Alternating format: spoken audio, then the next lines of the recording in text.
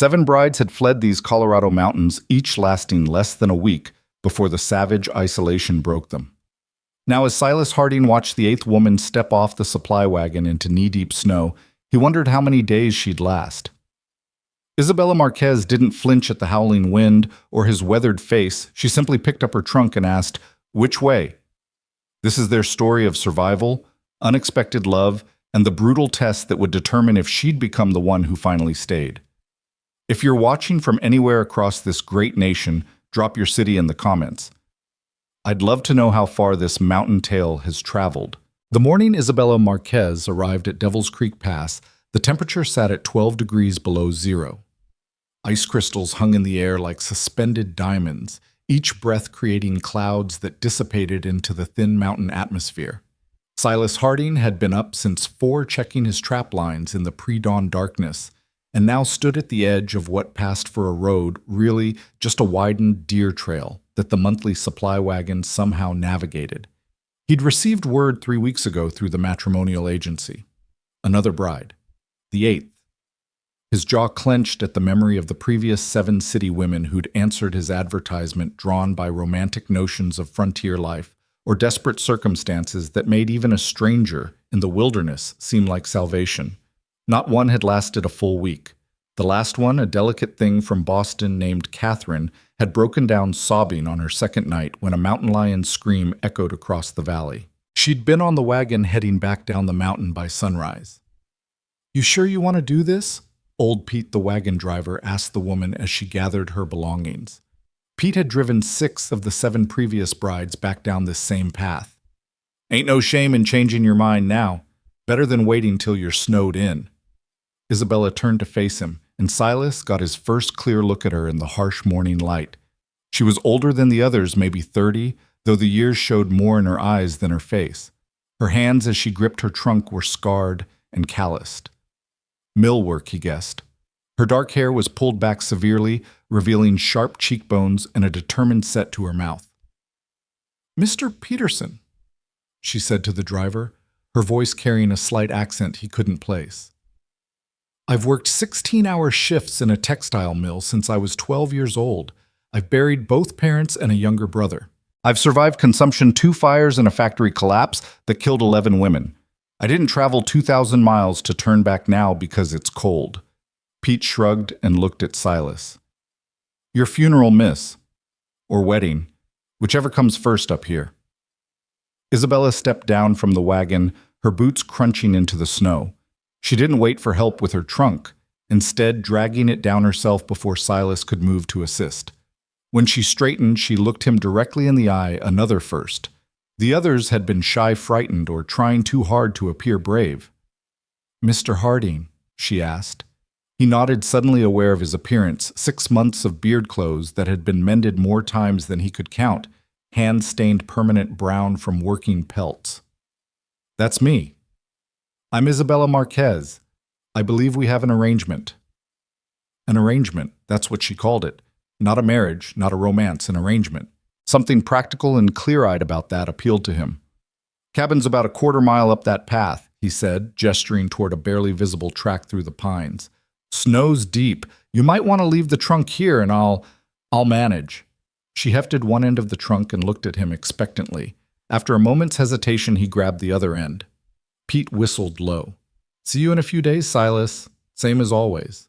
"We'll see," Isabella called back, not turning around. The walk to the cabin tested her more than she let show.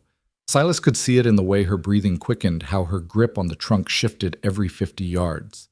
The altitude was getting to her. They were at nearly 9,000 feet, and even strong people needed time to adjust. But she didn't complain, didn't ask to rest, just kept putting one foot in front of the other, her eyes taking in the towering pines, the pristine snow, the vast expanse of wilderness that would be her world if she stayed. "It's beautiful," she said suddenly, and he nearly dropped his end of the trunk in surprise. "What? The mountains, the snow, all of it?" She paused. Actually paused, despite the weight of the trunk, to look around. "I've never seen anything like it. In Lawrence, that's where the mill was. The snow turned black from coal soot before it even hit the ground. But this?" She breathed deep, wincing slightly at the cold air in her lungs. "This is clean." The cabin came into view through the trees, and Silas braced himself for her reaction. It wasn't much a single-room log structure he'd built himself 7 years ago, with a stone chimney that drew well and a roof that mostly didn't leak. There was a lean-to on one side for firewood, an outhouse 20 yards into the trees, and a small shed where he processed pelts. No glass windows, just heavy shutters and oiled paper. No proper floor, just packed earth covered with pine boards he'd split himself.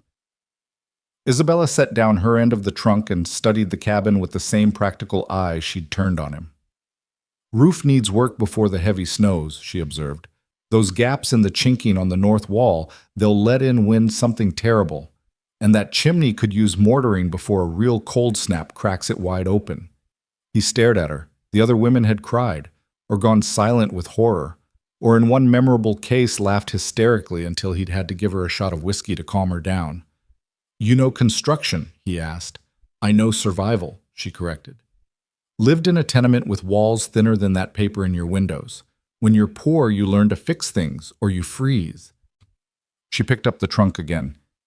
"We should get inside. I can feel another storm coming." She was right. By the time they'd wrestled the trunk through the door, the wind had picked up, and the first fat snowflakes were beginning to fall. Silas lit the fire he'd banked that morning, while Isabella surveyed the interior of what might become her home. The cabin's single room served every purpose. His bed, a rough frame with rope supports and a straw mattress, sat in one corner. A table he'd made from split logs dominated the center with two mismatched chairs. Shelves along one wall held his few dishes, preserved foods, and supplies. Traps hung from the rafters along with dried herbs and strips of jerky. A bear pelt served as a rug, and various other furs were stacked in a corner waiting to be taken down to trade. "Where would I sleep?" Isabella asked, the first hint of uncertainty in her voice. "I'll move out to the shed until—" He stopped, unsure how to finish. Until what? Until they were properly married, until she decided to leave like the others. "That's foolish," she said briskly. "You'll freeze, and then where would I be? We're both adults, Mr. Harding. We can share a space without—" She waved a hand vaguely. "We can be civilized about this. I'll fashion a curtain for privacy. That bearskin would work. That's worth $40 at the trading post." "And I'm worth nothing." She raised an eyebrow, and he thought he saw the ghost of a smile. "That's not what I know what you meant." She moved to her trunk and opened it, revealing carefully packed clothing, a few books, needles, and thread, and surprisingly a small toolkit. "I brought what I could carry that might be useful. I assumed you had the basics for survival, but might be lacking in comfort items." She pulled out a tin that, when opened, released the scent of coffee, real coffee, not the chicory and acorn mixture he'd been drinking for 2 years. "Comfort items," he repeated, inhaling deeply. "Everyone needs something to make life bearable," she said, setting the tin on the table. "What makes yours bearable, Mr. Harding?" He wanted to say solitude, but that would have been a lie. If solitude was all he wanted, he wouldn't have sent for 8 different women. "Purpose," he said finally. "Work. Knowing I've earned my place here." "Then we understand each other." She pulled out a heavy wool blanket, shook it out, and began fashioning it into a privacy screen.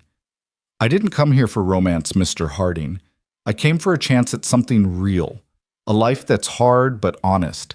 A place where work means something more than making rich men richer." As she worked talking about her plans for organizing the cabin, Silas found himself studying her with growing curiosity. Her movements were efficient, no wasted motion. She'd already identified 3 improvements that needed making before nightfall. And most surprisingly, she seemed to genuinely appreciate the harsh beauty of the place. "Why did the others leave?" she asked suddenly, not looking at him as she secured the blanket to a roof beam. "Couldn't handle the isolation, the cold, the danger." He paused. The reality of what life here means. Which was, no neighbors for 20 miles, no doctor for 50. Supply wagon once a month if the weather holds, once a season if it doesn't. Wolves, bears, mountain lions, blizzards that last weeks, temperatures that can kill you in minutes if you're not careful. And he hesitated. "And you," she finished. "They couldn't handle you." He bristled.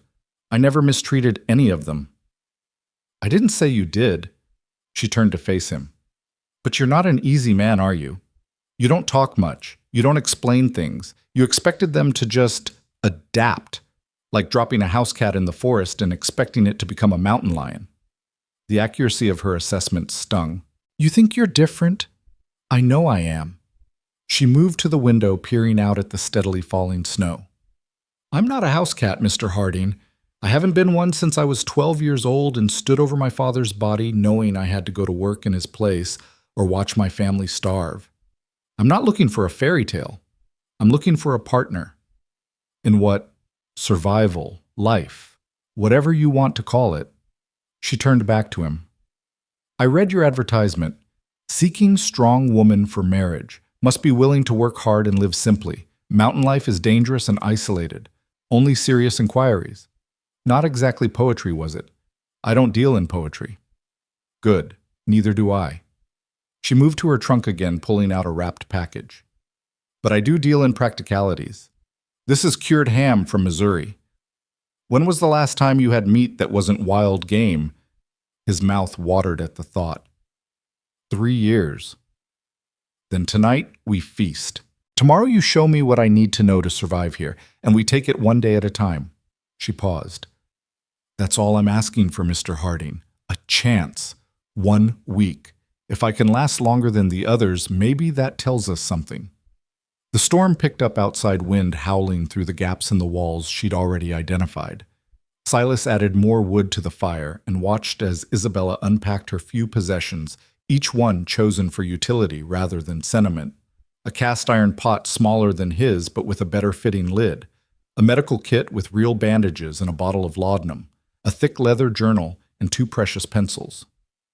You write? He asked, surprised. I learned at the mill. The foreman's wife taught some of us girls in exchange for mending. She set the journal carefully on a shelf.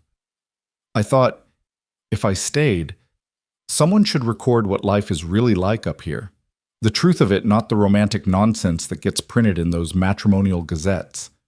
As the day wore on, Silas found himself reassessing his initial expectations. Isabella didn't chatter nervously like some of the others had, trying to fill the silence with words. But when she did speak, it was with purpose. She asked about water sources, food storage, the patterns of storms. She wanted to know about the local predators, not to feed her fears, but to understand how to avoid them. When he showed her his collection of traps, she studied them with genuine interest, asking about bait and placement, about tracking in seasons.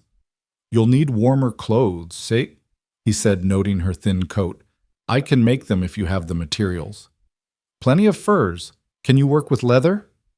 I can learn. She fingered a rabbit pelt, assessing its quality. Is there anyone who could teach me the native tribes, perhaps? He was surprised again. Most white women were terrified of the local Ute band that occasionally traded with him. There's a band that winters about 10 miles north. They trade with me sometimes. The chief's wife, Mourning Dove, she's skilled with hides. Would she teach me? Maybe, if you approach it right, with respect. How else would I approach it? Isabella seemed genuinely puzzled. She has knowledge I need. That makes her valuable.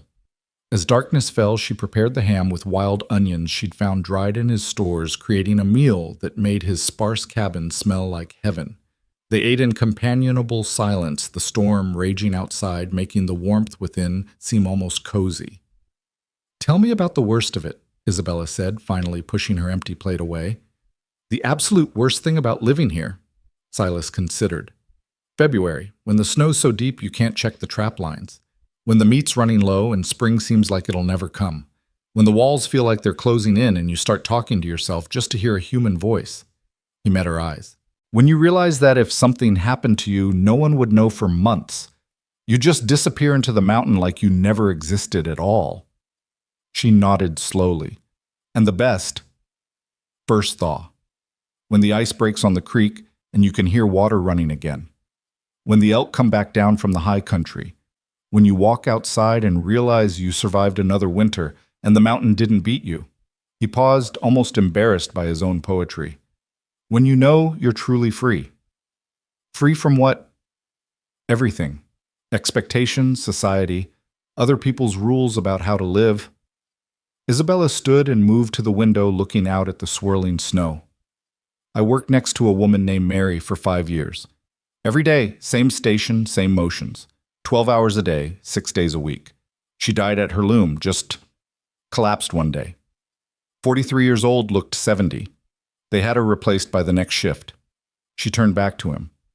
That's what I want to be free from. Dying in harness like a worn-out mule. Life here might kill you faster. Maybe. But at least it would be a death worth something. Freezing in a blizzard trying to save livestock, or facing down a bear to protect a home. Those are deaths with meaning. Collapsing at a loom to make another man rich. That's just waste. They prepared for bed with careful courtesy. Isabella behind her improvised curtain. Silas banking the fire for the night. The storm howled fiercer now, and he could hear the walls creaking under the wind's assault. Mr. Harding? Her voice came soft through the darkness. Yeah. Those 7 women who left, did any of them share your bed? The question hung in the air like ice crystals. No. I told each one the same thing I told you. We'd take time to know each other first, court proper even up here. And they still left. They left because they were scared of the life, the isolation, of you. He was quiet for a long moment. Maybe. I'm not an easy man, like you said. I'm not an easy woman, she replied. Haven't been since I was young. Maybe that's what this place needs. In the morning, he woke to find her already up the fire-rebuilt coffee brewing. She'd found his sourdough starter and had biscuits baking in the Dutch oven.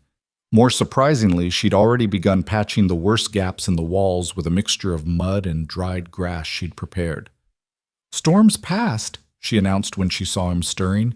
Left about 2 feet of new snow. I fed the mule hope that was right. Seemed hungry. You went outside alone. Just to the lean-to in the shed, wanted to see what we're working with. She poured him coffee, the smell alone worth its weight in gold. You need better organization in that shed. Half your tools are rusting. Never had time for... Now you do, or rather, I do. She set a plate of biscuits and preserved berries in front of him. I made a list of priorities. Want to hear it? He nodded, mouth full of the best breakfast he'd had in years. First, finish weatherproofing this cabin. Second, organize food stores. You're wasting too much to spoilage with your current system. Third, set up a proper workshop in the shed for leather work. Fourth, establish a better water system. Hauling from the creek in winter is dangerous and inefficient. You made all these plans this morning. I made them yesterday while observing. This morning, I just wrote them down. She pulled out a piece of paper covered in neat handwriting. I also started an inventory of supplies. You're low on salt oil and flour. The coffee won't last the month at this rate, but I figured we could mix it with chicory to stretch it. Silas stared at her, this woman who'd been in his cabin less than 24 hours and had already begun transforming it, not by making it pretty or comfortable, but by making it more efficient, more survivable. Why? He asked finally. Why what? Why are you really here? A woman like you, smart, capable, strong. You could have found work anywhere, could have married in the city. Isabella sat down across from him, her hands wrapped around her own coffee cup. You ever been to Lawrence, Kansas, Mr. Harding? He shook his head. It's a fine town if you have money, churches and schools and proper houses with gardens. But if you're poor, if you work the mills or the slaughterhouses, it's different. You live in buildings that should be condemned 5 families to a floor. You breathe air that tastes like metal and coal. You watch children grow up crooked from working before their bones set proper. She stood pacing to the window. I had 3 proposals in Lawrence. One from a foreman at the mill, a man who'd have me working days and bearing children at night until I died like Mary. One from a butcher who drank his profits and beat his first wife to death, though the law called it an accident. And one from a man old enough to be my grandfather who wanted a nurse more than a wife. So you chose a stranger in the mountains instead. I chose possibility, she corrected. I chose a place where work directly equals survival, where what I do matters beyond making someone else rich. And yes, I chose a stranger, but an honest one. Your advertisement didn't promise love or comfort or ease. It promised hard work and danger and isolation. That's the most honest thing any man's ever offered me. Over the following days, they fell into a rhythm. Mornings, Silas would check his trap lines while Isabella tended the cabin and prepared meals. Afternoons, he taught her essential skills, how to read weather signs, how to identify animal tracks, how to properly bank a fire to last through the night. She absorbed information like parched earth soaking up rain, asking intelligent questions, making connections he hadn't expected. See how the snow's crushed here but not broken? He showed her on the fourth day. That's deer. Elk would punch through leave-deeper marks.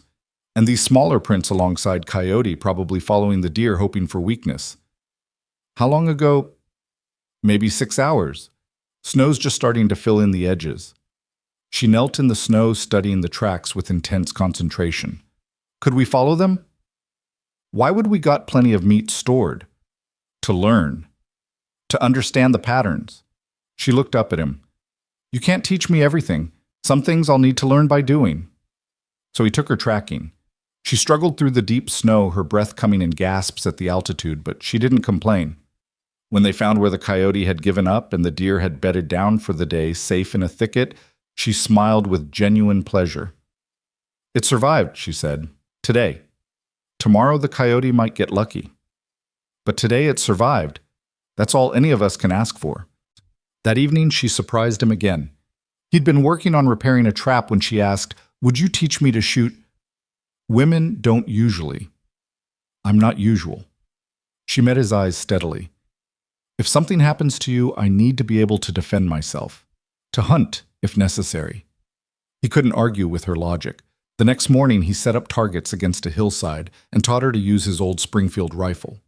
Her first shots went wild, the recoil bruising her shoulder, but she gritted her teeth and kept trying. Don't fight it, he instructed, adjusting her stance. The gun's going to kick. Accept it, roll with it. By the end of the week she'd asked for to prove herself, she could hit a target at 50 yards more often than not.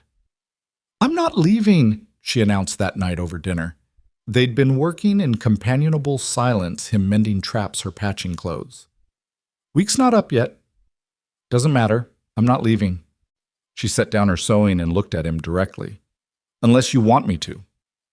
Did he? Silas examined his feelings with the same practical eye he'd used to assess a trap. This past week had been different.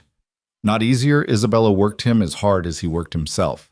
But there was something about having another person here who understood the reality of this life, who didn't need to be coddled or protected from its harshness. Cabin's warmer with 2 people, he said finally. That's practical. Work goes faster with help. Also practical. And the coffee's better when you make it. She smiled, then the first full smile he'd seen from her. It transformed her face, revealing the woman she might have been if life had been kinder. Then I'll stay. But staying was one thing, surviving the winter was another. The real test came 3 weeks later. They'd settled into their routine, Isabella taking on more responsibilities each day. She'd successfully traded with Morning Dove, exchanging sewing work for lessons in hide preparation. She'd reorganized their food stores, implementing a rotation system that would minimize waste. She'd even started a small business of sorts, mending clothes for the few other trappers in the region in exchange for supplies they needed. Silas had begun to rely on her presence, on the quiet efficiency with which she moved through their shared space. He'd even started talking more, sharing stories of his years in the mountains, teaching her not just survival skills, but the lore of the land. Then the blizzard hit. It started as snow flurries on a Tuesday morning. By noon, the wind was howling.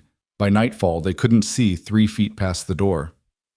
This is different from the usual storms, Isabella observed, watching Silas's tense expression as he secured the shutters.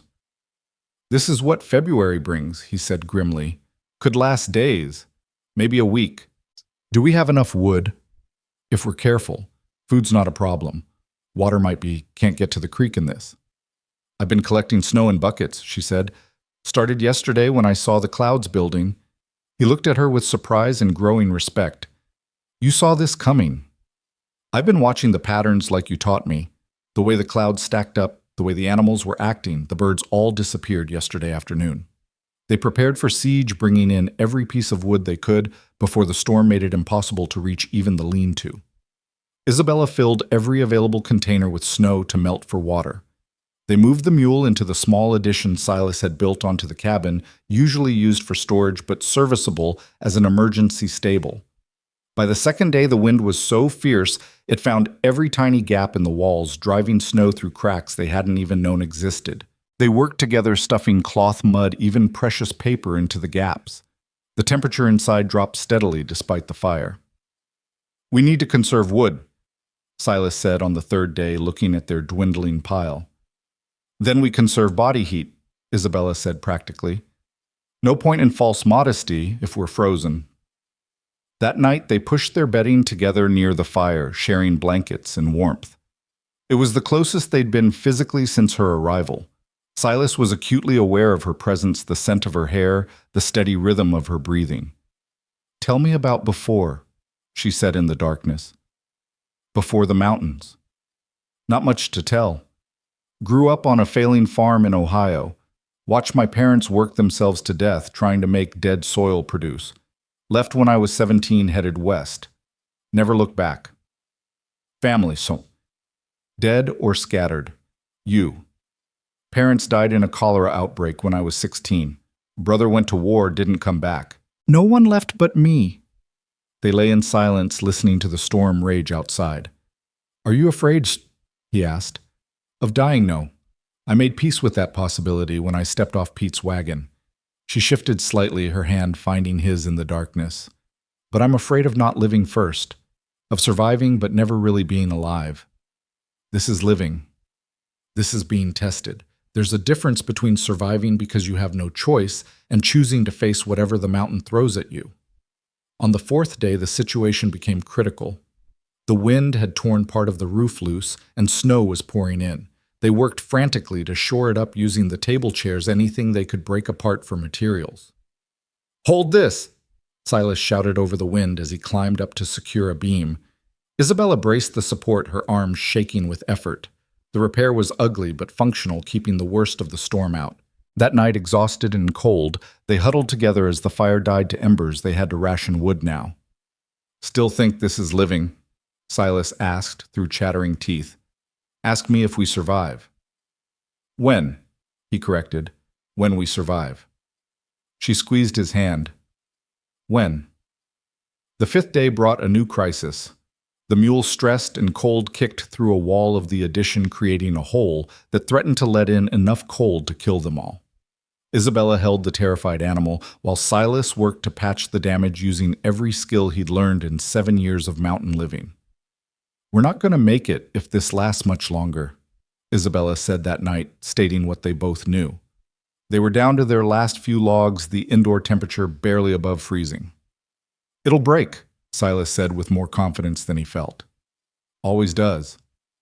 And if it doesn't," he was quiet for a moment, "then at least I won't die alone." That's morbid comfort. It's honest comfort. She laughed, a sound so unexpected in their dire situation that it startled him. "You're right, it is." On the sixth morning, silence woke them. The howling that had been constant for days had stopped.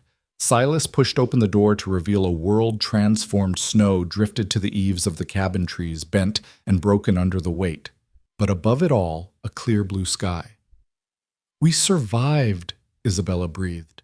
"We survived," he confirmed. Then looked at her hair-matted face smudged with soot, clothes filthy from their repairs, and thought she'd never looked more beautiful. "You stayed. I told you I would. The others said that too before, when things were easy. Things have never been easy for me, Mr. Harding. I don't trust easy." She stepped out into the snow, sinking to her waist, and laughed again. "But this I can trust." They spent the next days digging out, assessing damage, making repairs. The storm had cost them dearly in supplies and energy, but it had also done something else. It had made them partners in truth, not just in word. "I want to make this official," Silas said one evening as they shared a meager meal of dried meat and the last of their preserved vegetables. "Official. The marriage. I want to marry you proper, not because we have to, not because of some arrangement, but because—" He struggled for words, this man who'd lived in silence so long. "Because you're the one who stayed. Because you saw the worst this place could offer and didn't run. Because you're not looking for a fairy tale, and neither am I."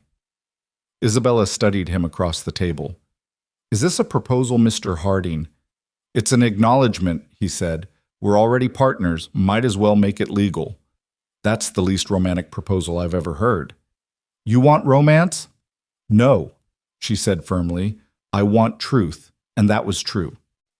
She reached across the table, taking his weathered hand in her work-worn one. Yes, Silas. Yes, I'll marry you.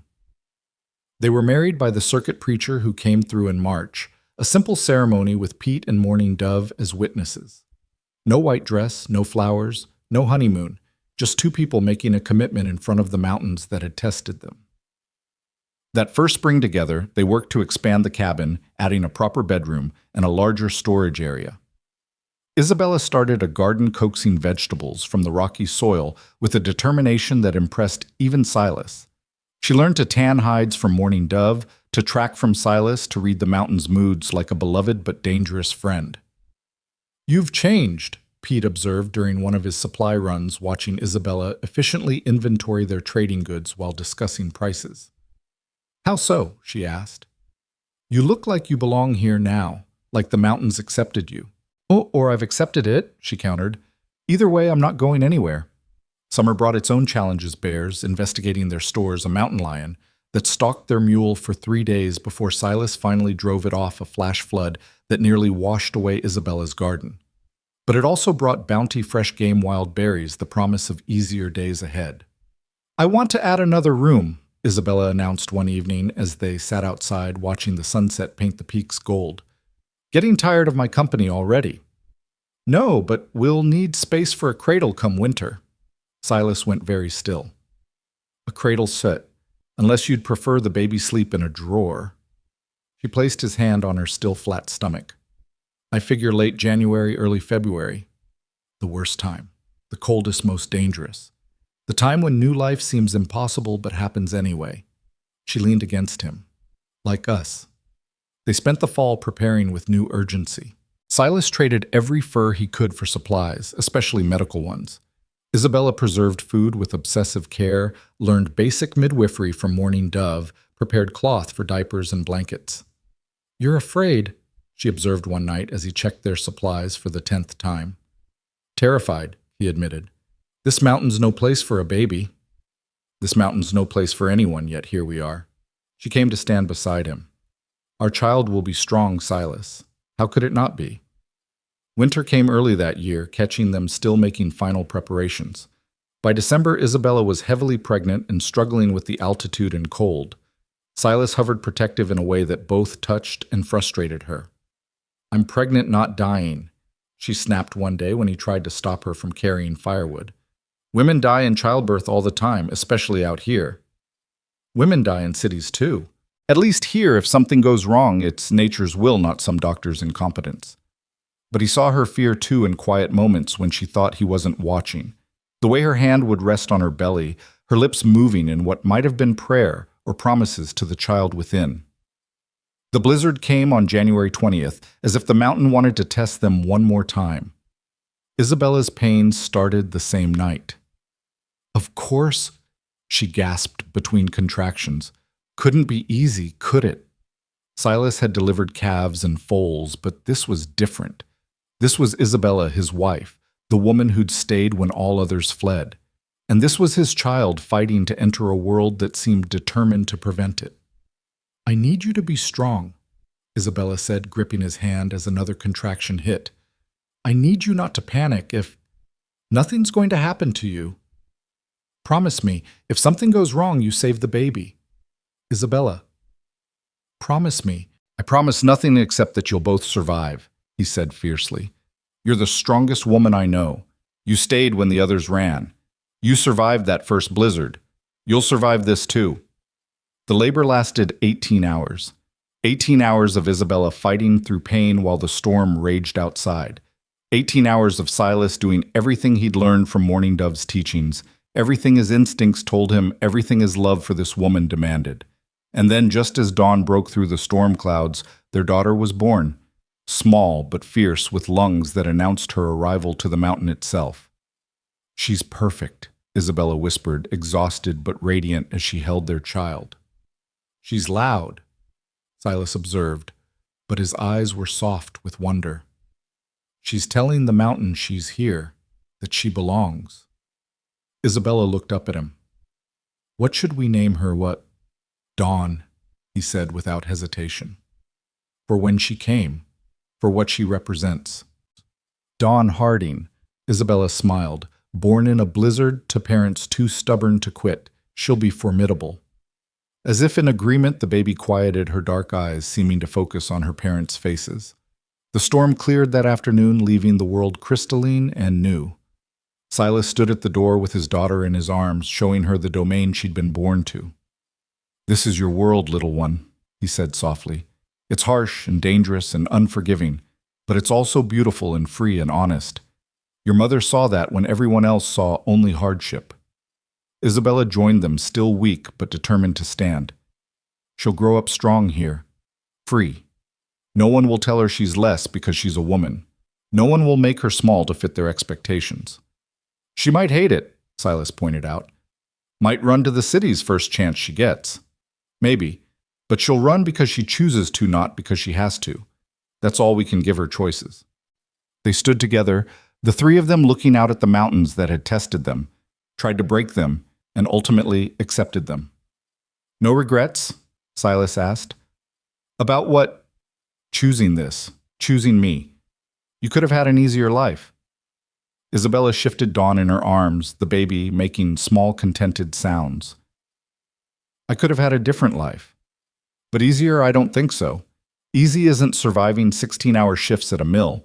Easy isn't watching everyone you love die of preventable diseases. Easy isn't marrying someone you don't respect just to have a roof over your head."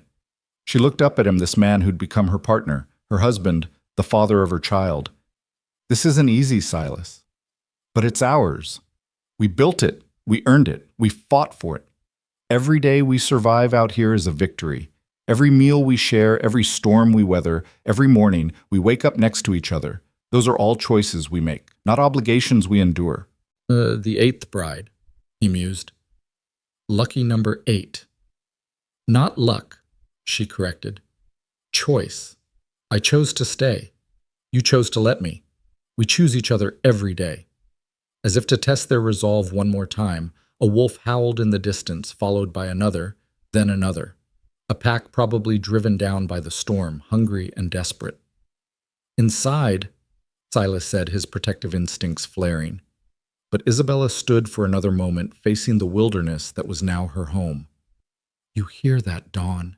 she whispered to their daughter. "That's the sound of the wild, the sound of freedom, the sound of everything we'll teach you to face without fear." They went inside, then, securing the door against the cold and the wolves and everything else the mountain might send. But they weren't hiding. They were home, the three of them, in a cabin that had sheltered one lonely man and 7 fleeing brides before finally bringing together 2 souls strong enough to make it more than a shelter, to make it a life. That night, as they lay together with dawn between them, Isabella said, "Tell me about the worst of it again." February, the cold, the isolation, the walls closing in. And now, he looked at his wife, his daughter, the life they'd built against all odds. Now February means Dawn was born. The cold means we pulled together for warmth. The isolation means freedom. And the walls don't close in anymore. They hold us together. Poetic Mr. Harding. You're a bad influence, Mrs. Harding. They lay in comfortable silence, listening to their daughter's breathing, the settling of logs in the fire, the vast quiet of the mountain night. "Next winter will be harder," Isabella said, "with a child to care for. We'll manage. The winter after that, too. We'll manage that as well." "You sound confident." "I am." He pulled her closer, careful not to disturb Dawn. "You stayed through the worst blizzard in 5 years. You gave birth in a storm that would have killed most people just trying to survive it. You've made this cabin a home, made me remember what it's like to not be alone. If you can do all that in 1 year, what can't we survive together?" Spring came late but warm, melting the heavy snows and bringing the creek roaring back to life. Isabella emerged from the cabin with Dawn strapped to her chest, ready to start her 2nd year in the mountains. The garden needed replanting, the cabin needed expansion. Dawn needed everything. "Overwhelming?" Silas asked, seeing her survey all the work ahead. "Exhilarating," she corrected. "Every single thing we do matters. Every seed planted, every log split, every trap set, it all directly affects our survival. When was the last time you could say that about work in the city? He couldn't argue with that. Together they began the cycle again, preparing, building, surviving. But now they were three, and somehow that made them stronger. Pete arrived with the first supply wagon of spring, his eyes widening when he saw Isabella not only still there, but thriving with a baby on her hip. "Well, I'll be damned," he said. "You actually stayed." "Did you doubt it?" Isabella asked, trading him preserved meats for cloth and ammunition. "Honestly, yes, especially when I heard about that blizzard. Thought for sure I'd find Silas alone again, maybe frozen solid. It'll take more than weather to get rid of me, Mr. Peterson." "I'm starting to believe that." He looked at Dawn, who was studying him with serious dark eyes. "Mountain baby born and raised. She'll be something else." "She already is," Isabella said proudly. As Pete's wagon rolled away, Silas put his arm around Isabella's waist. "He's right, you know. You are something else." "So are you. Any other man would have given up after 7 failures. They weren't failures. They were preparation." "For what?" "For you. For someone who could see what I saw in this place. Someone who understood that hard isn't the same as bad, that isolation isn't the same as loneliness, that survival is about more than just not dying." Isabella leaned into him, Dawn babbling happily between them. "Read me something from your journal," Silas said suddenly. "My journal. You've been writing in it every night. I'm curious." She hesitated, then retrieved the leather-bound book from inside. Flipping to a recent entry, she read, "Year 1 in the mountains complete. I came here seeking escape from a life that was killing me slowly. I found instead a life that could kill me quickly, but chooses not to. Every day here is a negotiation with nature, a bargain struck between human will and mountain indifference. We are not conquering this land, we are convincing it day by day to let us stay." She looked up at him. "Too flowery. Too true," he said. "Keep writing. Someone should record this." "Record what?" "The truth about what it takes. Not the romantic version or the horrifying version, but the real version. The work and the wonder, the fear and the freedom. The story of the 8th bride. The story of the one who stayed.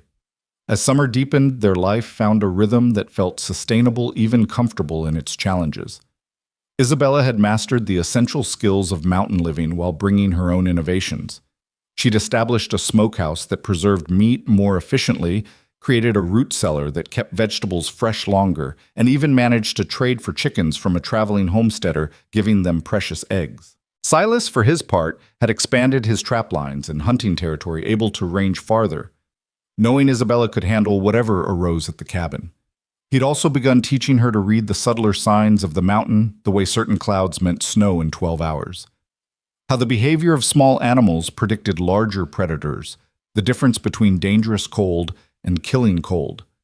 And Dawn grew mountain strong and fearless, crawling across bear pelts and laughing at the wolves' howls. "She's going to be wild," Morning Dove observed during one of her visits, watching Dawn try to catch a sunbeam. "Good," Isabella replied. "Wild things survive here. Tame things don't." It was that wildness, that refusal to be tamed, that had brought Isabella to the mountains in the first place. Now, watching her daughter grow in freedom, she knew she'd made the right choice. "Do you ever wonder about them?" she asked Silas one evening. "The 7 who left?" "Oh, sometimes."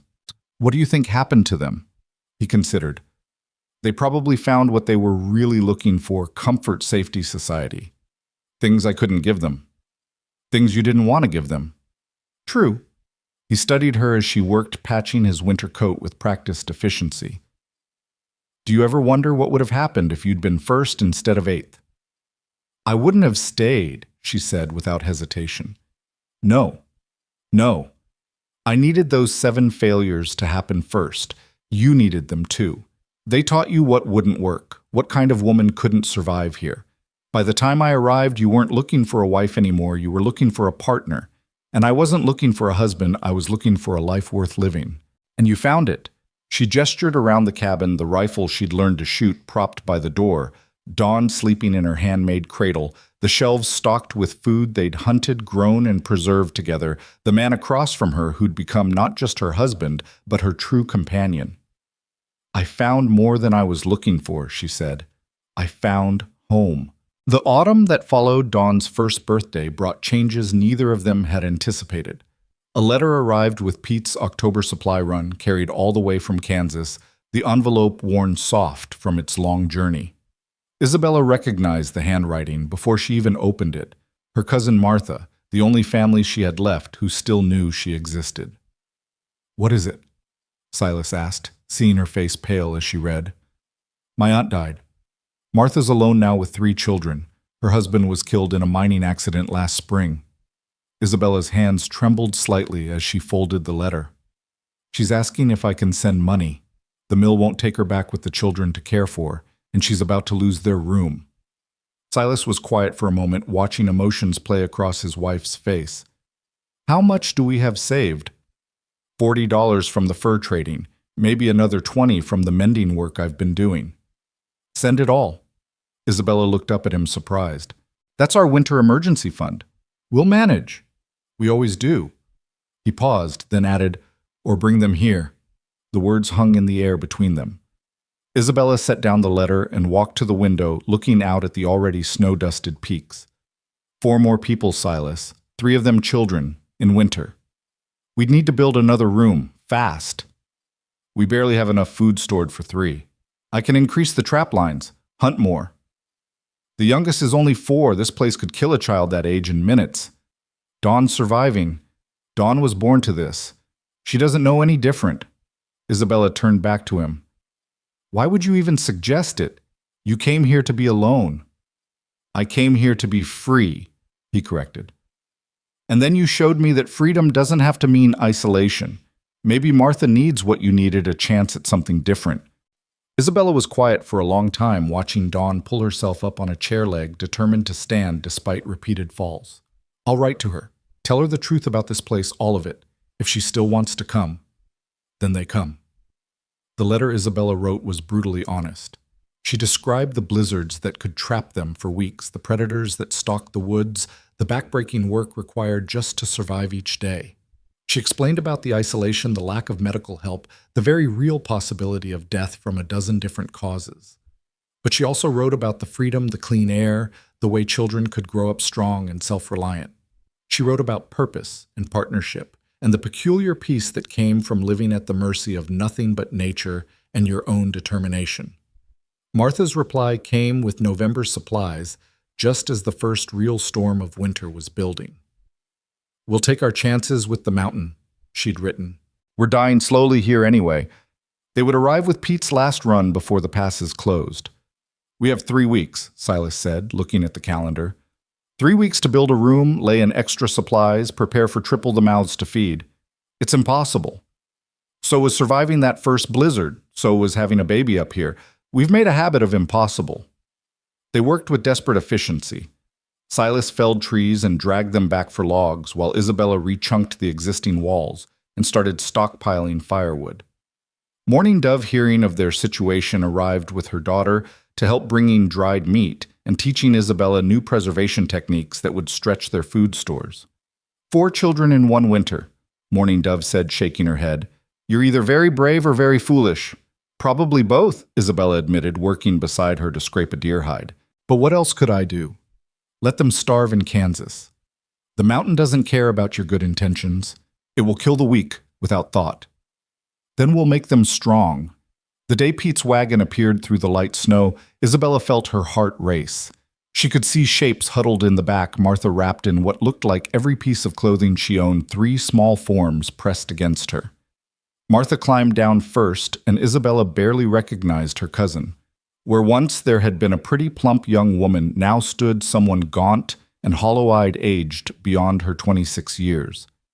The children followed Samuel, 8 years old and trying to look brave.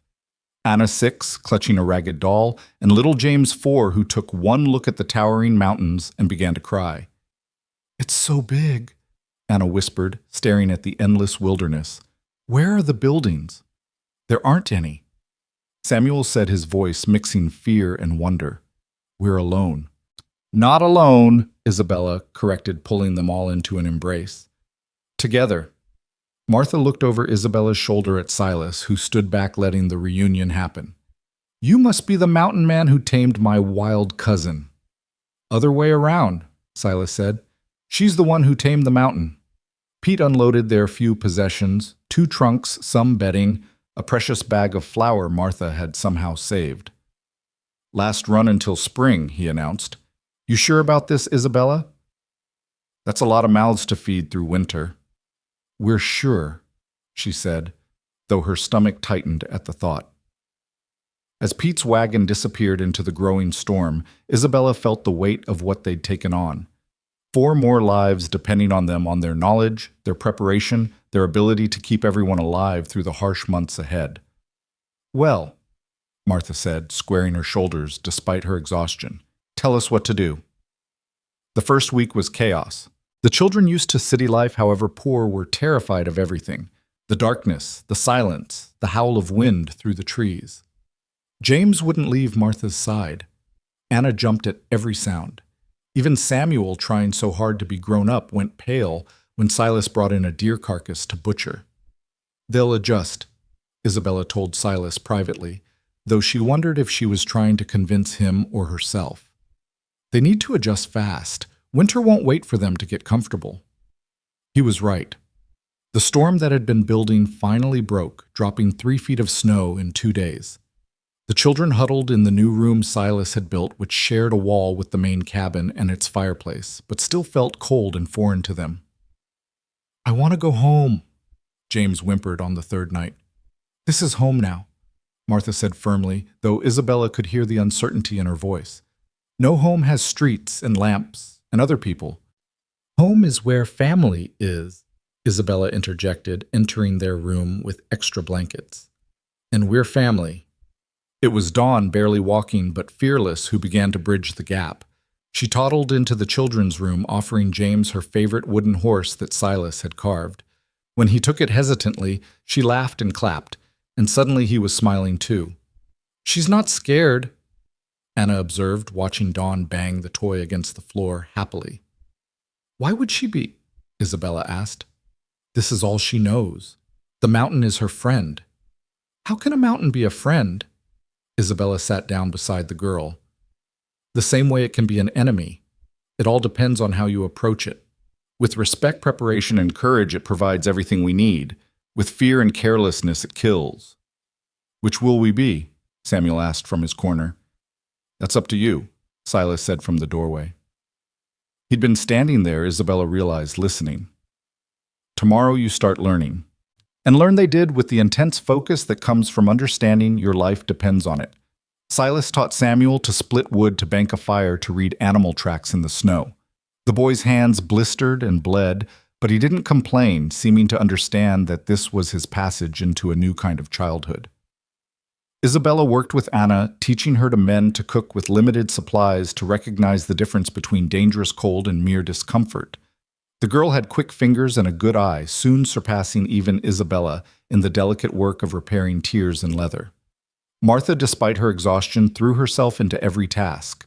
She took over much of the cooking, learned to process small game, and showed an unexpected talent for organization that improved even Isabella's efficient systems. It was James who struggled most. Too small for heavy work, too young to fully understand the danger, he lived in constant fear of the vast wilderness surrounding them. Until the day he met the wolf. It happened during a brief break in the weather. James had ventured just outside the door to gather kindling from the pile, a task even he could manage. Isabella heard his scream from inside and ran out to find him frozen, staring at a lone wolf standing at the edge of the clearing. Don't run, she said quietly, moving slowly toward him. Don't turn your back. The wolf watched them, thin from winter, probably separated from its pack, dangerous in its desperation. It wants to eat me, James whispered. It wants to survive, just like us. Isabella reached James, putting herself between him and the wolf. We're all just trying to survive. Silas appeared with his rifle, but Isabella held up a hand. The wolf hadn't moved, seemed to be assessing rather than hunting. It's young, Silas observed. Maybe yearling, lost. Like me, James said suddenly. The wolf held their gaze for another long moment, then turned and melted back into the forest. James didn't move until it was completely gone, then burst into tears. You were brave, Isabella told him, holding him tight. I was scared. Being brave doesn't mean not being scared. It means doing what you need to do despite the fear. Something changed in James after that. He still feared the wilderness, but it was a respectful fear now, not paralyzing terror. He began following Silas on short trips to check traps, learning to move quietly in snow to spot danger before it spotted him. December brought the kind of cold that could kill in minutes. The children learned to recognize the signs, the way moisture froze instantly in your nostrils, how exposed skin went numb, then painful, then dangerously numb again. They learned to dress in layers, to never go outside alone, to constantly check each other for signs of frostbite. My students never learned this fast in Kansas, Martha observed one evening, watching her children efficiently prepare for bed-banking personal fires in the small heating stove Silas had rigged in their room, checking that water buckets weren't freezing. They never had to, Isabella replied. Amazing what necessity teaches. But it wasn't all harsh lessons and survival. As the children adapted, joy crept in. Samuel discovered he had a talent for creating toys for the younger ones from scraps of wood. Anna began a journal like Isabella's, documenting their new life in careful, observant prose. James, his fear conquered, became fascinated with the wildlife, spending hours at the window watching for animals. And Dawn, delighted to have playmates, led them all in games that would have horrified city parents, hiding in snowbanks, racing across frozen creek beds, building snow forts that became elaborate defensive structures under Samuel's direction. They're becoming wild, Martha said one day, but she was smiling. They're becoming free, Isabella corrected. Christmas approached with no possibility of traditional celebration. No tree, they couldn't spare the wood. No gifts from stores, no church service or community gathering. What do we do? Anna asked Isabella. How do we have Christmas without anything? We make our own, Isabella said, remembering her own first winter here, how Silas had surprised her with a pair of mittens he'd secretly made from rabbit fur. The adults conspired in secret. Silas and Samuel worked on carved toys for the younger children. Isabella and Anna sewed new clothes from the fabric reserves. Martha used precious sugar and flour to make a cake. Even James contributed, gathering pine boughs to decorate the cabin. On Christmas Eve, as snow fell softly outside, they gathered in the main room. Silas had brought in extra wood, making the cabin warmer than usual. Martha had made a feast from their stores: venison stew, preserved berries, fresh bread, and the cake that had the children wide-eyed with anticipation. In Kansas, Martha said, we'd go to church, sing carols, visit neighbors. We can sing here, Anna suggested timidly. So they did, their voices mixing in the old hymns, drifting out into the wilderness where no one but the mountains could hear. When they finished, Silas surprised everyone by speaking up. I know a story, he said, awkward with the attention. Not a Christmas story exactly, but a winter story. He told them about his first winter alone in the mountains, about the old trapper who'd taught him to survive, about the Christmas that man had spent sharing his last meal with a family of foxes that had been raiding his supplies rather than killing them. Why? James asked, entranced. Because, Silas said, he understood that everything trying to survive the winter deserved respect. Even the creatures that caused him trouble. Like the wolf, James said thoughtfully. Like the wolf. Later, after the children had been put to bed with their new toys clutched tight, the adults sat by the fire. Thank you, Martha said quietly, for taking us in, for giving my children this chance. Family takes care of family, Isabella said simply. Is that what we are now, family? Look around, Silas said. We're 8 people in a cabin in the middle of nowhere, dependent on each other for survival. If that's not family, I don't know what is. January brought the first real test of their expanded family. Samuel, growing confident in his new skills, ventured too far while checking the trapline with Silas.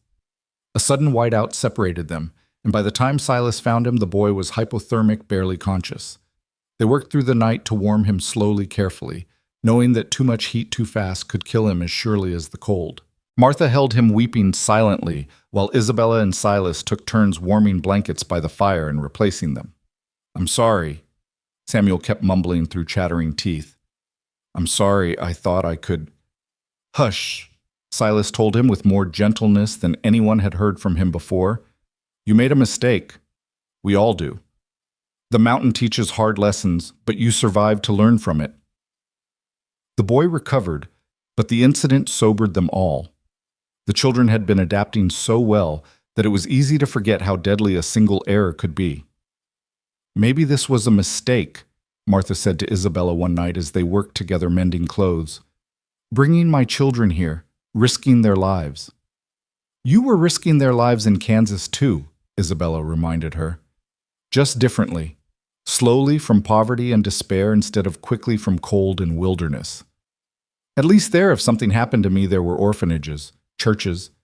Here there's us, and we're not going to let anything happen to you or them. February arrived with its familiar brutality, but this time Isabella faced it with 7 other people depending on her knowledge, her strength. The food stores ran lower than comfortable. Firewood became a constant concern with so many more people to keep warm. Tempers frayed in the close quarters. I hate him, Anna screamed one day after Samuel accidentally broke her carved doll. I hate this place. I hate everything. The outburst shocked everyone. Anna had been the quiet one, the adapter. Now she stood in the middle of the cabin, shaking with rage, and something else. Fear, Isabella realized. The girl was terrified that broken things couldn't be fixed here, that loss was permanent. Come, Isabella said, taking the girl's hand. She led her to the workbench where Silas kept his tools. We're going to fix her. You can't, she's broken. Everything can be fixed if you're willing to learn how. They spent the afternoon carefully gluing and binding the doll back together. It wasn't perfect. A crack still showed where the break had been, but it was whole again. She's different now, Anna said, examining their work. Different isn't always bad. Sometimes the cracks are what make something beautiful. They show it's been through something and survived. Like us. Exactly like us. The moment of connection was interrupted by James bursting through the door. The wolf! It's back! And it's hurt. They all rushed to the window. There at the edge of the clearing was the same young wolf from months ago. It was dragging one leg, leaving blood in the snow. Trap, Silas said grimly. Probably caught in someone else's line and chewed free. It'll die, James said, pressed against the glass. Yes. Can't we help it? It's a wild animal, James, dangerous, especially when hurt. But James looked up at Silas with eyes that had seen too much loss already. You said everything trying to survive winter deserved respect.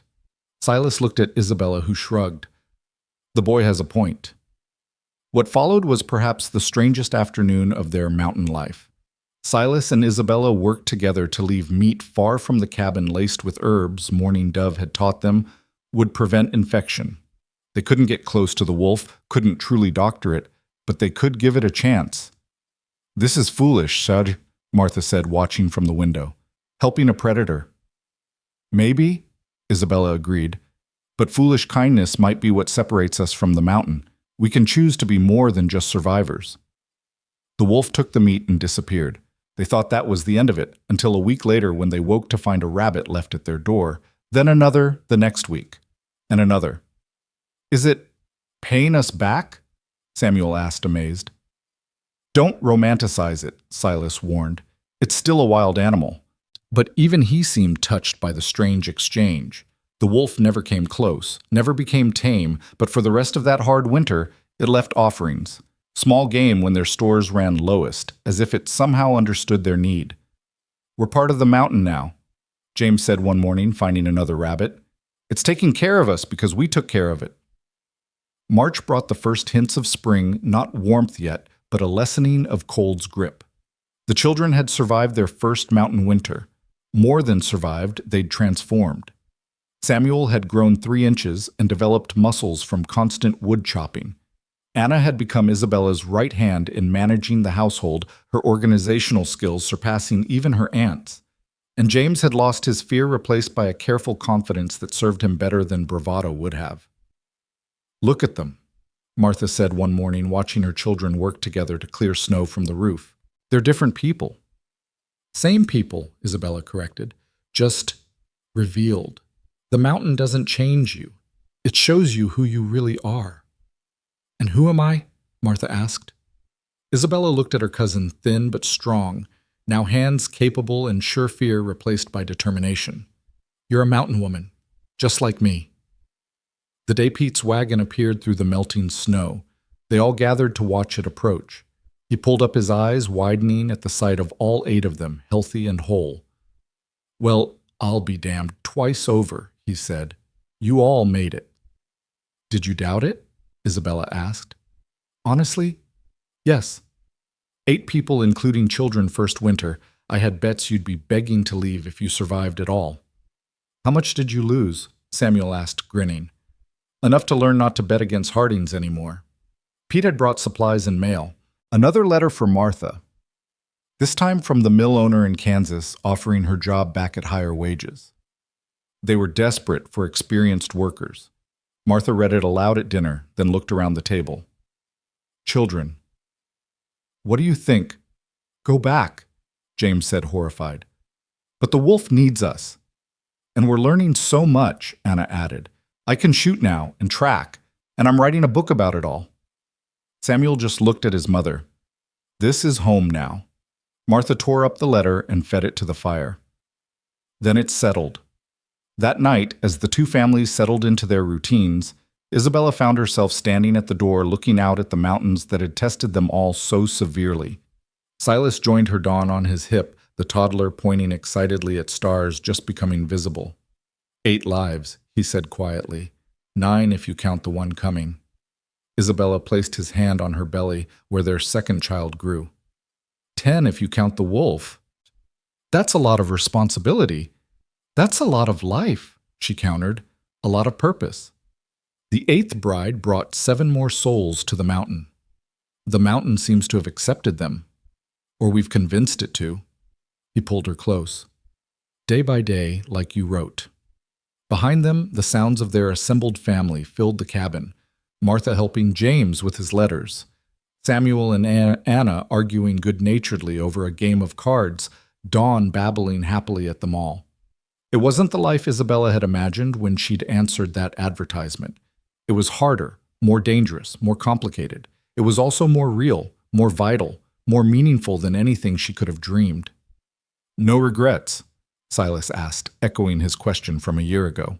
Isabella looked back at their cabin glowing with warmth and life against the vast wilderness, then up at her husband, this man who'd wanted solitude but had opened his home to a small tribe who'd sought escape but had found connection.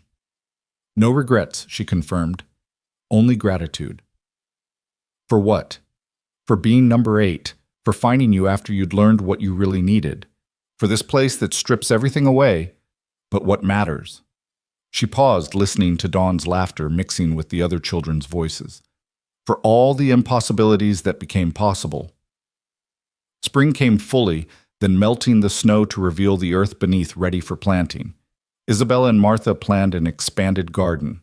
The children mapped out adventures for the summer. Silas prepared for the busiest trapping season he'd ever attempt, needing to provide for so many more. But those were tomorrow's challenges.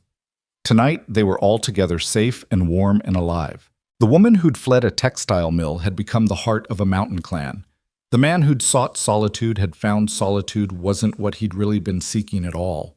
And the children who'd arrived terrified and grieving had discovered that sometimes the safest place isn't the easiest place, it's the place where you're forced to become strong. The 8th bride had stayed. And in staying, she'd built something none of them had expected, not just a marriage or a household, but a dynasty of survivors, a family forged in winter's crucible and strengthened by spring's promise. As the stars wheeled overhead and the mountain settled into its nighttime quiet, Isabella made a final entry in her journal. Year 2 in the mountains. We are no longer strangers here, not to the land, not to each other, not to ourselves. We've learned that survival isn't a solitary act, but a collective one. That strength isn't the absence of fear, but the presence of determination. That home isn't a place you find, but a place you build. One day, one choice, one survived crisis at a time. 8 souls came to this mountain for 8 different reasons. We stay for one because this is who we are now. Mountain people. Survivors. Family. The 8th bride didn't just stay. She brought the world with her, and in doing so made the wilderness home. Summer arrived with an intensity that surprised them all. The same mountains that had tried to freeze them now blazed with heat, bringing new challenges they hadn't anticipated. The expanded garden Isabella and Martha had planted flourished almost too well, demanding constant attention to keep from being overtaken by weeds that seemed to grow overnight in the mountain soil. "It's like the earth was just waiting," Martha said one morning, pulling carrots that had grown twice the size of any she'd seen in Kansas. "All that snow, all that cold, it was preparing for this." Isabella, heavy with her second pregnancy, worked beside her, though Silas watched with increasing concern. "You need to rest," he told her for the dozenth time that week. "Rest when there's work to be done." "That's not the mountain way," she replied. But she was breathing harder than the work warranted, and they both knew it. It was Samuel who noticed the smoke first, a dark smudge against the western sky that shouldn't have been there. "Fire," he said, simply pointing. Silas climbed to the roof for a better view, his expression darkening as he surveyed the horizon. "Forest fire. Maybe 15 miles off, but the wind's pushing it this way." The threat of fire was something Isabella had read about but never experienced. Winter's dangers were obvious, immediate. Fire was different, deceptive in its distance, terrifying in its speed. "What do we do?" Martha asked, gathering her children instinctively.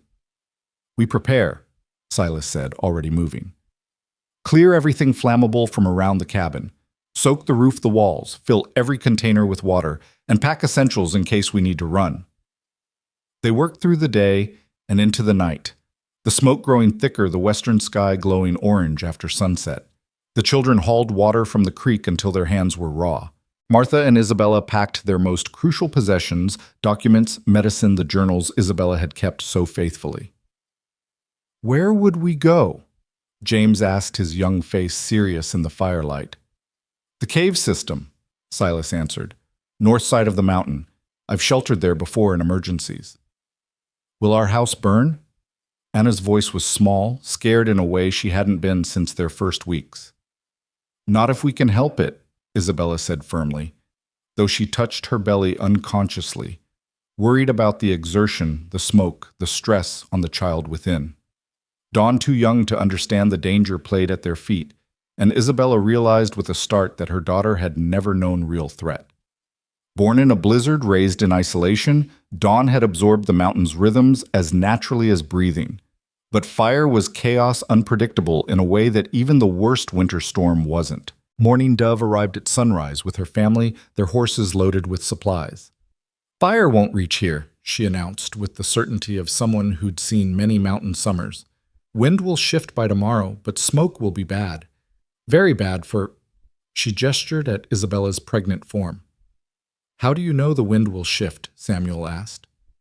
"Birds told me," Morning Dove said simply. "They fly different when wind is about to change. Also clouds building in the north, rain coming maybe day after tomorrow." She was right, as she usually was about the mountain's moods. The wind shifted that evening, pushing the fire away from them, though the smoke lingered for days, thick and choking. Isabella struggled most, her breathing labored, and Silas finally insisted she stay inside with wet cloths over the windows and door. It was during this enforced confinement that the second crisis hit. Anna, always the chronicler, had been documenting the fire's progress from the roof when she fell, landing hard on her left arm. The scream brought them all running. "It's broken!" Martha said, her face white as she examined her daughter's arm, bent at an unnatural angle. In Kansas, they would have gone to a doctor. Here they had only themselves and whatever knowledge they'd accumulated. Isabella, despite her own discomfort, took charge. "Samuel, get the medical kit. James, find straight sticks for a splint. Martha, we need cloth strips." She'd helped Morning Dove set a broken bone, once had watched the careful way the woman had aligned the break, the gentle but firm manipulation needed. Now, with Anna crying in pain and everyone watching, Isabella had to remember every detail. "This is going to hurt," she warned Anna, but only for a moment. "Do it," Anna gasped through her tears. "I trust you."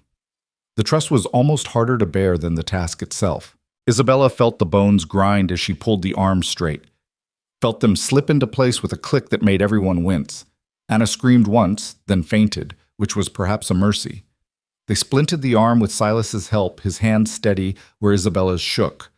When Anna woke pale but coherent, she looked at her bandaged arm with something like pride. "I survived breaking a bone in the mountains," she said weakly. "That's worth writing about." "You're too much like your aunt," Martha said, tears of relief streaming down her face, finding story in everything. The smoke cleared after 3 days, leaving the air fresh and oddly cool. Morning Dove's predicted rain arrived, a steady drizzle that eliminated any remaining fire threat and brought the temperature down to comfortable levels. It was in this brief respite that Isabella went into labor a month earlier than expected. "It's the smoke," Martha said, trying to stay calm as Isabella's contractions intensified. "The stress. We need to get Morning Dove." But there was no time. This baby was coming fast, as if it had decided that waiting was too dangerous in this unpredictable world.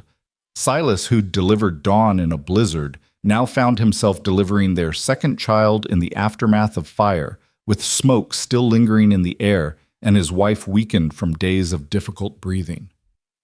"Something's wrong," Isabella gasped between contractions. "This isn't like Dawn." She was right. The baby was turned wrong coming breech, and Isabella was losing too much blood. Silas felt fear unlike anything the mountain had ever made him feel. This wasn't an external threat he could fight or flee from. This was Isabella possibly dying and their child with her. "Turn it," Martha said, her own experience with difficult births suddenly invaluable. "You have to turn the baby." "I don't know how." "I do. I helped the midwife in Kansas. But you have to do it. Your hands are stronger." What followed was the longest hour of Silas's life. Following Martha's instructions, he worked to turn the baby while Isabella fought to stay conscious, while the children huddled in the next room while the mountain waited with its ancient indifference. Finally, the baby turned. And then, as if it had only been waiting for the right position, it came quickly. Another daughter, smaller than Dawn had been, but with a cry that filled the cabin. "She's early but strong," Martha pronounced, cleaning the infant while Silas tended to Isabella, who was white as winter snow but breathing alive. "What do we call her?" Isabella whispered, reaching weakly for the baby. "Hope," Silas said without hesitation, "because that's what we needed most." Isabella's recovery was slow. The difficult birth had taken more from her than anyone initially realized. For weeks, she could barely leave bed, dependent on Martha and the children for everything. It was a reversal that frustrated her deeply. "I'm supposed to be the strong one," she said to Silas one evening as he helped her sit up to nurse Hope. "You're strong. You survived." "Barely. Barely still counts in the mountains." But he was worried she could see it in the way he watched her, the way he'd started limiting his trap runs to stay closer to home. The summer was passing, and they needed to be preparing for winter, not tending an invalid. It was James, surprisingly, who helped most. The youngest of Martha's children had developed a fascination with the medical supplies and techniques they'd had to learn. He appointed himself Isabella's nurse, bringing her broths and teas, checking her temperature with the dedication of a professional. "You should be playing," Isabella told him one afternoon as he adjusted her pillows. "This is important," he said seriously. "If you don't get better, everything falls apart." The truth of that statement hit her hard. She'd become the center of their mountain family. The one who knew how to bridge the gap between Silas's mountain knowledge and the needs of a growing household. Without her at full strength, they were vulnerable. So she fought to recover with the same determination she'd once brought to surviving blizzards. Small walks at first, just to the door, then to the garden, then finally a full circuit of their little compound. It was on one of these walks that she discovered Samuel's secret. She'd wandered to the shed where Silas processed furs, expecting to find it empty, but heard voices inside. Peering through a crack, she saw Samuel with a native boy about his age, one of Morning Dove's nephews. They were working together on something, their heads bent close, and they were laughing. She withdrew quietly, but mentioned it to Silas that evening. "Samuel's made a friend." "Good. Boy needs friends." "A native friend." Some people would say, "Some people aren't trying to survive in the mountains. Out here you take allies where you find them." But it became more than friendship. The boy, whose name was Joseph, his father was a white trader who'd married into the tribe, began visiting regularly. He taught Samuel to track better than even Silas could, showed him plants that were edible or medicinal, shared stories of the mountain that went back generations.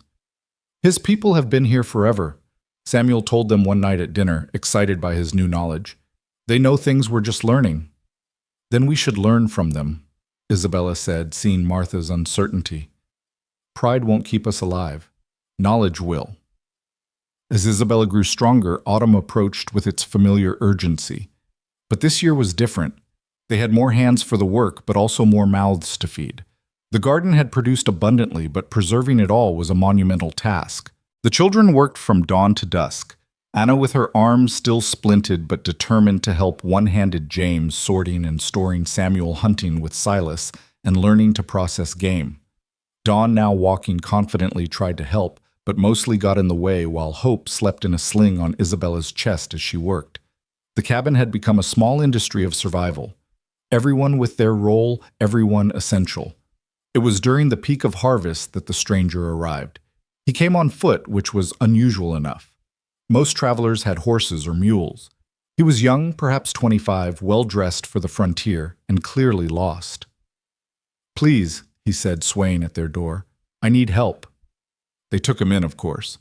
Mountain law demanded it, even if mountain sense urged caution. His name was Robert, he said, and he'd been traveling to California when he'd been robbed and left for dead 2 days' walk from here. "You walked 2 days through the mountains?" Silas asked skeptically. "I had to. It was that or die." Martha tended his blistered feet while Isabella fed him. The children watched from doorways, curious about this reminder that a world existed beyond their mountain. "You have a remarkable setup here," Robert said, looking around at their organized chaos. "Like a small town unto yourselves." "We're family," Isabella said simply. "All of you." But he looked from Silas to the obviously unrelated children. "Family isn't just blood," Samuel said firmly. "It's who shows up when the winter comes." Robert stayed 3 days recovering his strength. He was charming, educated, full of stories about the cities they'd all left behind. Anna especially was entranced, peppering him with questions about San Francisco, about theaters and libraries and schools. "You could come with me," he suggested on his last night. "A family like yours would do well in California. There's opportunity there, gold still to be found, land to be claimed." The offer hung in the air. Isabella could see the dreams it sparked, Martha imagining her children in proper schools, Anna thinking of libraries, even Samuel considering a world bigger than the mountain. "We have land," Silas said finally. "We have gold in the sunset on the peaks. We have opportunity, and every dawn we wake up free." "But the children," Robert started. "The children are learning things no school could teach them," Isabella interrupted. "Resilience, self-reliance, the value of hard work and harder choices." "And we have the wolf," James added, which made no sense to Robert but perfect sense to everyone else. Robert left the next morning with supplies and directions to the nearest town. But his visit had stirred something especially in Anna. "Do you think we'll always live here?" she asked Isabella that evening. "I don't know about always, but for now, this is where we need to be." "What if I want more someday?" "Then the mountain will have prepared you to go get it. That's what it does, makes you strong enough to choose your own path." October brought early snow and a test of their expanded family's cohesion. Silas had taken Samuel on an extended hunting trip, hoping to bring back enough meat to supplement their stores. They'd been gone 3 days when the storm hit, not a blizzard, but bad enough to worry about 2 people alone in the high country. "We should go after them," Martha said, pacing. "That's how we lose more people," Isabella countered, though her own nerves were frayed. "They have shelter up there.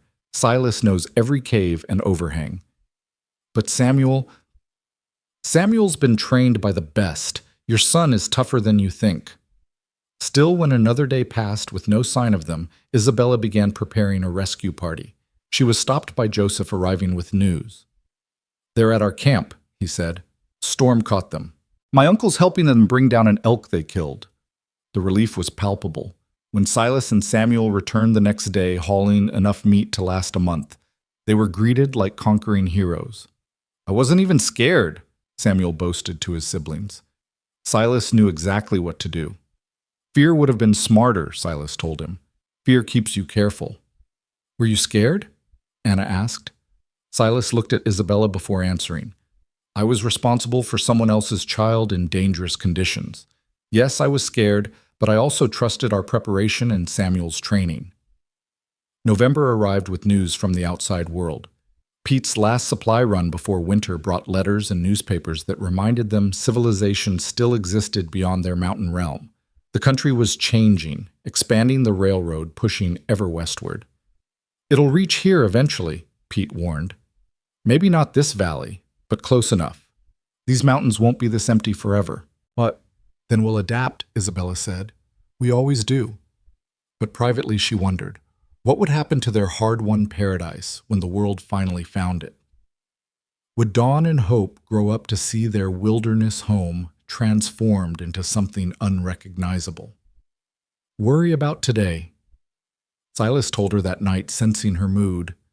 Tomorrow's troubles will come whether we fret about them or not. He was right, as the mountain had taught her. He usually was about practical things.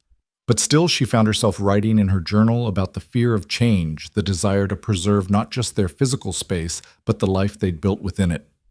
The first real blizzard of winter came in early December, but this time they faced it with confidence. 8 people, 9 counting baby Hope, working together made the preparations almost easy. They had 3 times the firewood of the previous year food stores that could last twice as long as needed, and most importantly, the knowledge that they'd survived worse. Remember last year? Martha asked as they watched the snow fall. I was terrified. The children were crying. We didn't know if we'd last a week.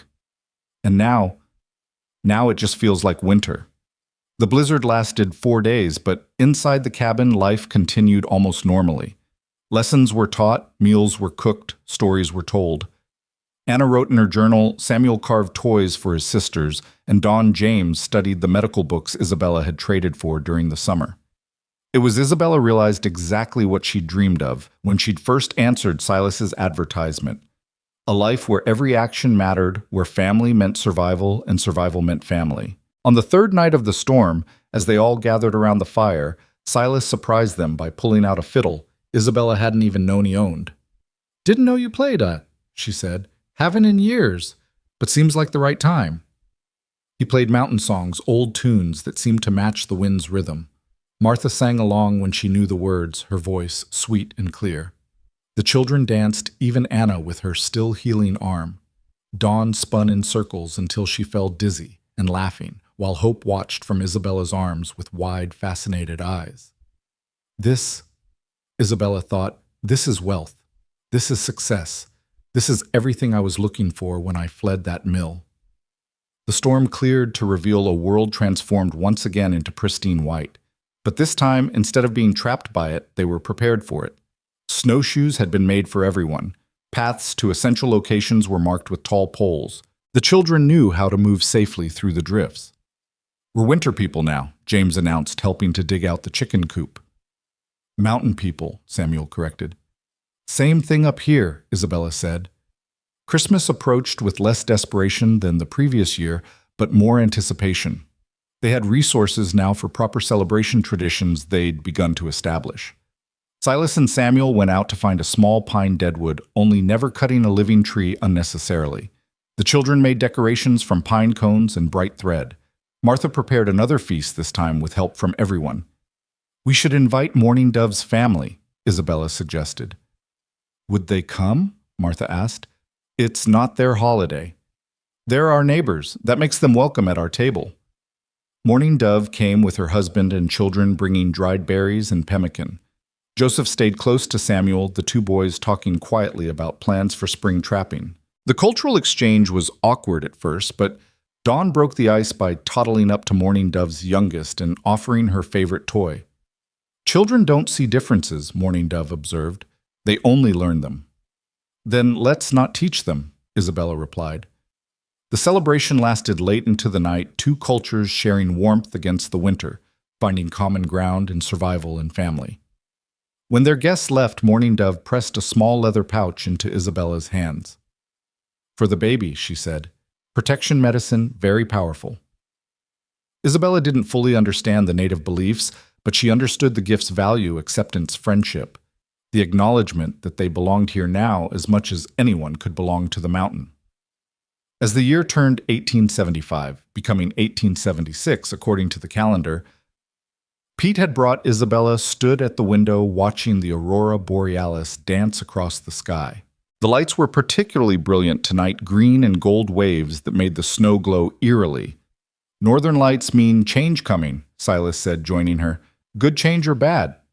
Just change. Mountain doesn't judge good or bad. It just is."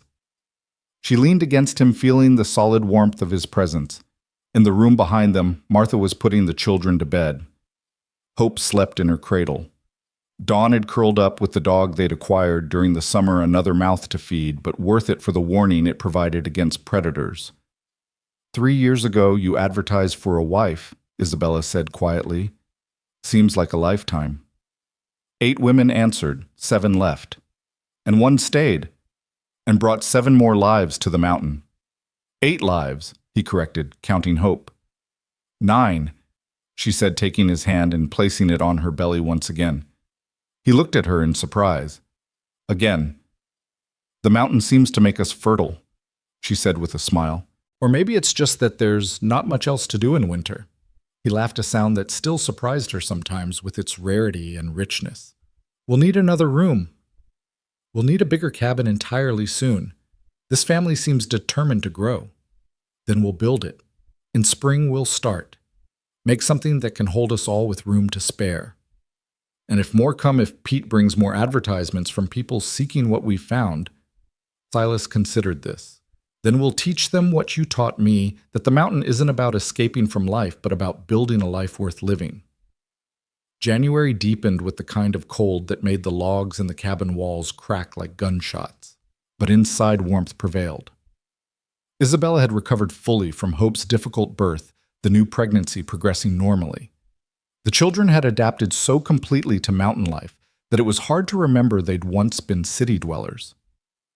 It was Samuel who suggested the school. "Listen, we could teach others," he said one evening.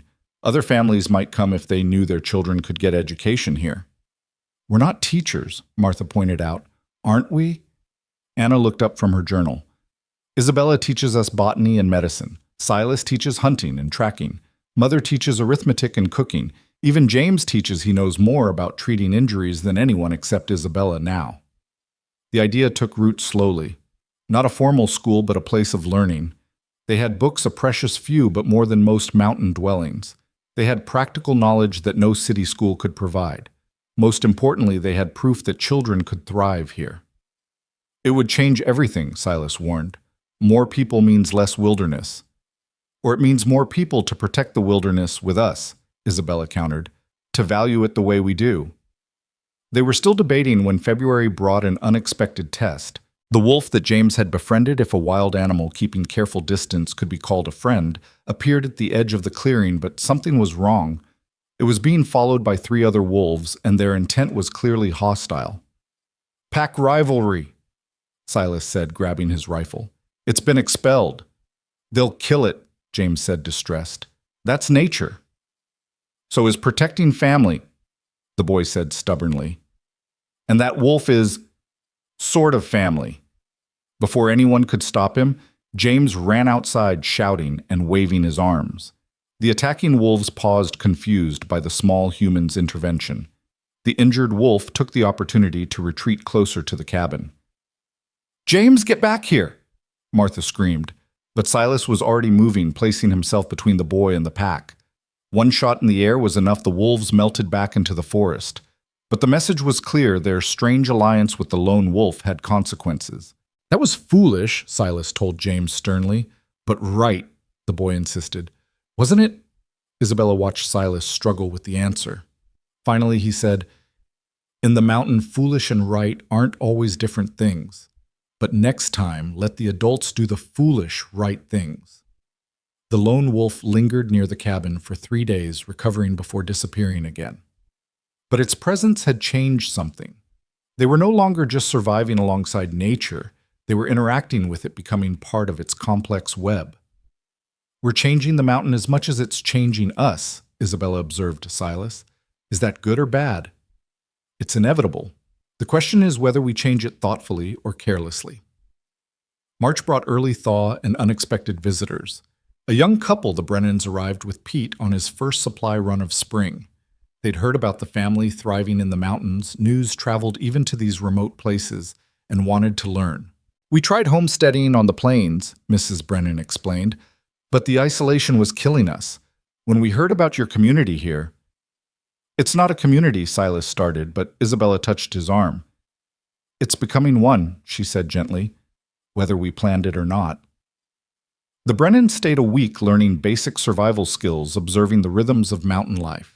They were soft, city-bred like Isabella had been, but determined. When they left, it was with promises to return to possibly claim land in the next valley. "And so it begins," Martha said, watching them go. "Are we wrong to allow it?" Isabella wondered. "Were the mountains wrong to allow us?" There was no answer to that, or rather the answer would only come with time. As spring fully arrived and Isabella's pregnancy advanced, the family threw themselves into expansion. The new cabin addition would double their space necessary with another baby coming and the children growing. Samuel, now 14 and tall, as Silas worked alongside the men. Anna, her arm fully healed, organized supplies with Martha's efficiency. Even James and Dawn hauled their small loads of stones for the foundation. It was during this construction that Joseph brought disturbing news. "Soldiers coming," he said, "to move my people. They say the land is too valuable for Indians." The implications hit them all. If the government was interested in this land, their isolation was truly ending. "Where will you go?" Samuel asked his friend, distressed. "Reservation, probably. Unless—" Joseph looked at Silas.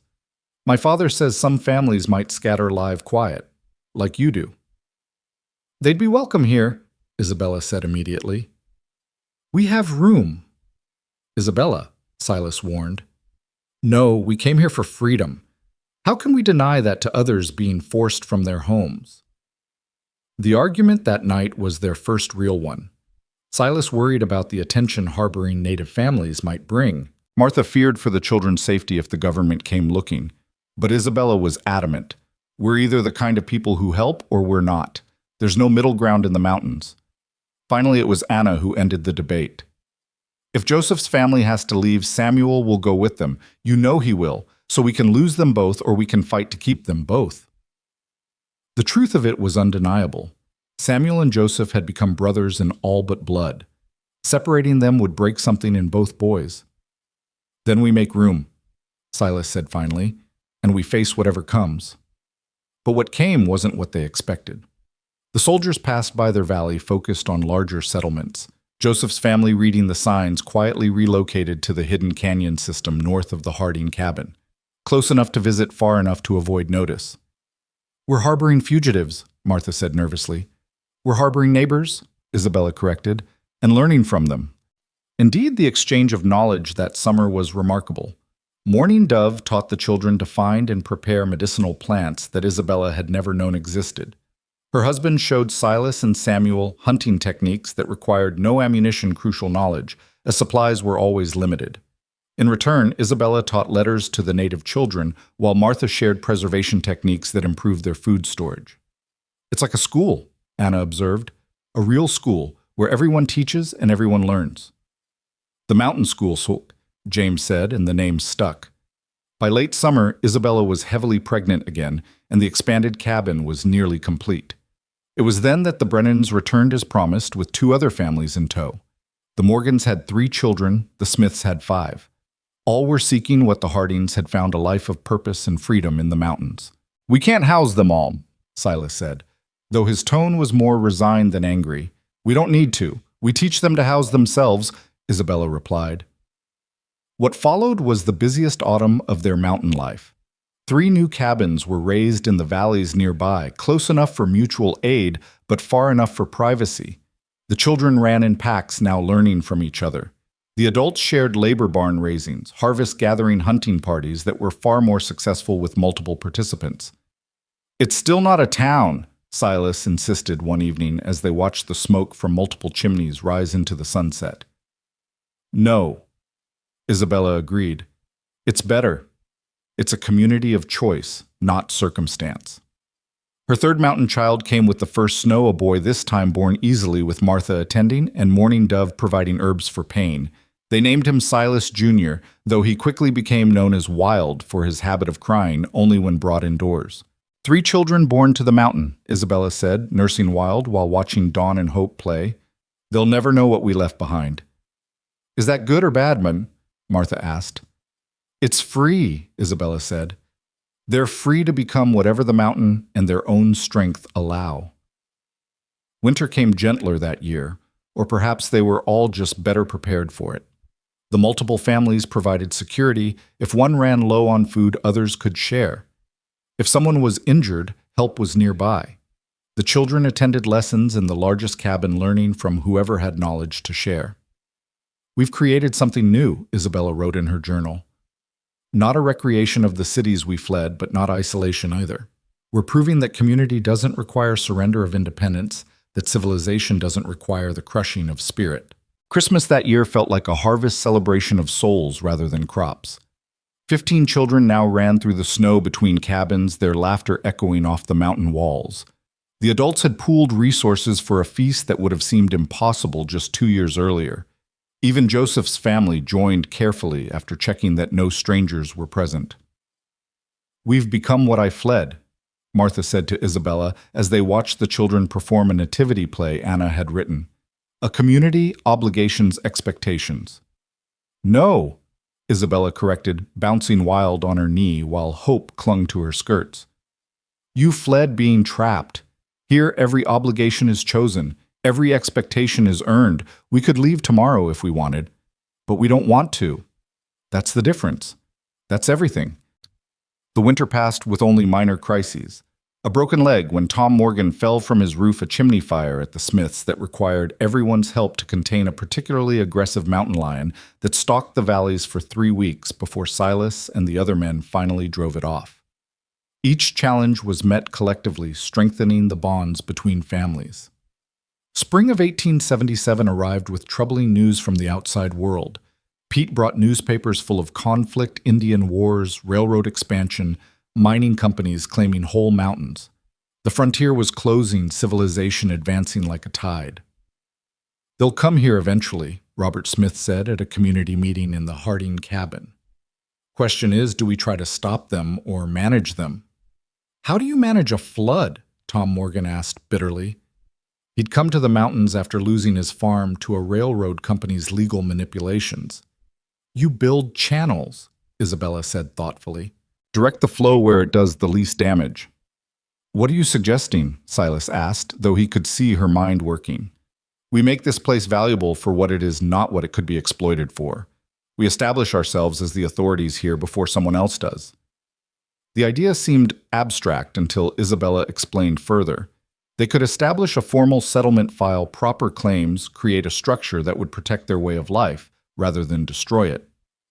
Become the government before the government arrives, Samuel said, understanding immediately. That's dangerous thinking, his mother warned. All our thinking has been dangerous, Isabella replied. That's what's kept us alive. The debate continued for weeks as spring work demanded attention. Gardens needed planting, cabins needed repair. After winter's assault, new families were arriving, word had spread somehow, and now monthly someone new appeared seeking what they'd built. It was Dawn who inadvertently forced the decision. Now 5 years old, she'd inherited her mother's determination and her father's wilderness skills. She'd gone exploring with some of the other children and discovered something that changed everything gold. Not much, just flakes in a stream 2 valleys over, but enough. Enough to bring fortune seekers if word got out. Enough to destroy everything they'd built. We hide it, Tom Morgan said immediately. Can't hide gold forever, Silas said grimly. Someone else will find it. Then we control it, Isabella said. We find it all, claim it legally, and use it to protect this place. The plan was ambitious and dangerous. The men would secretly mine what they could while the women maintained the normal routine of the settlement. The gold would be hidden, used only as necessary to purchase land rights and influence. We're becoming what we hate, Martha observed one night, watching the men return exhausted from secret mining. We're surviving, Isabella corrected. The mountain taught us that sometimes you have to become the predator to avoid being prey. Summer brought its own challenges. More families arrived than they could easily absorb. Some were unsuited to mountain life, expecting an easier existence than what awaited. One family, the Johnsons, lasted exactly 3 days before demanding Pete take them back to town. "It's too hard," Mrs. Johnson had wailed. "Too dangerous, too much work."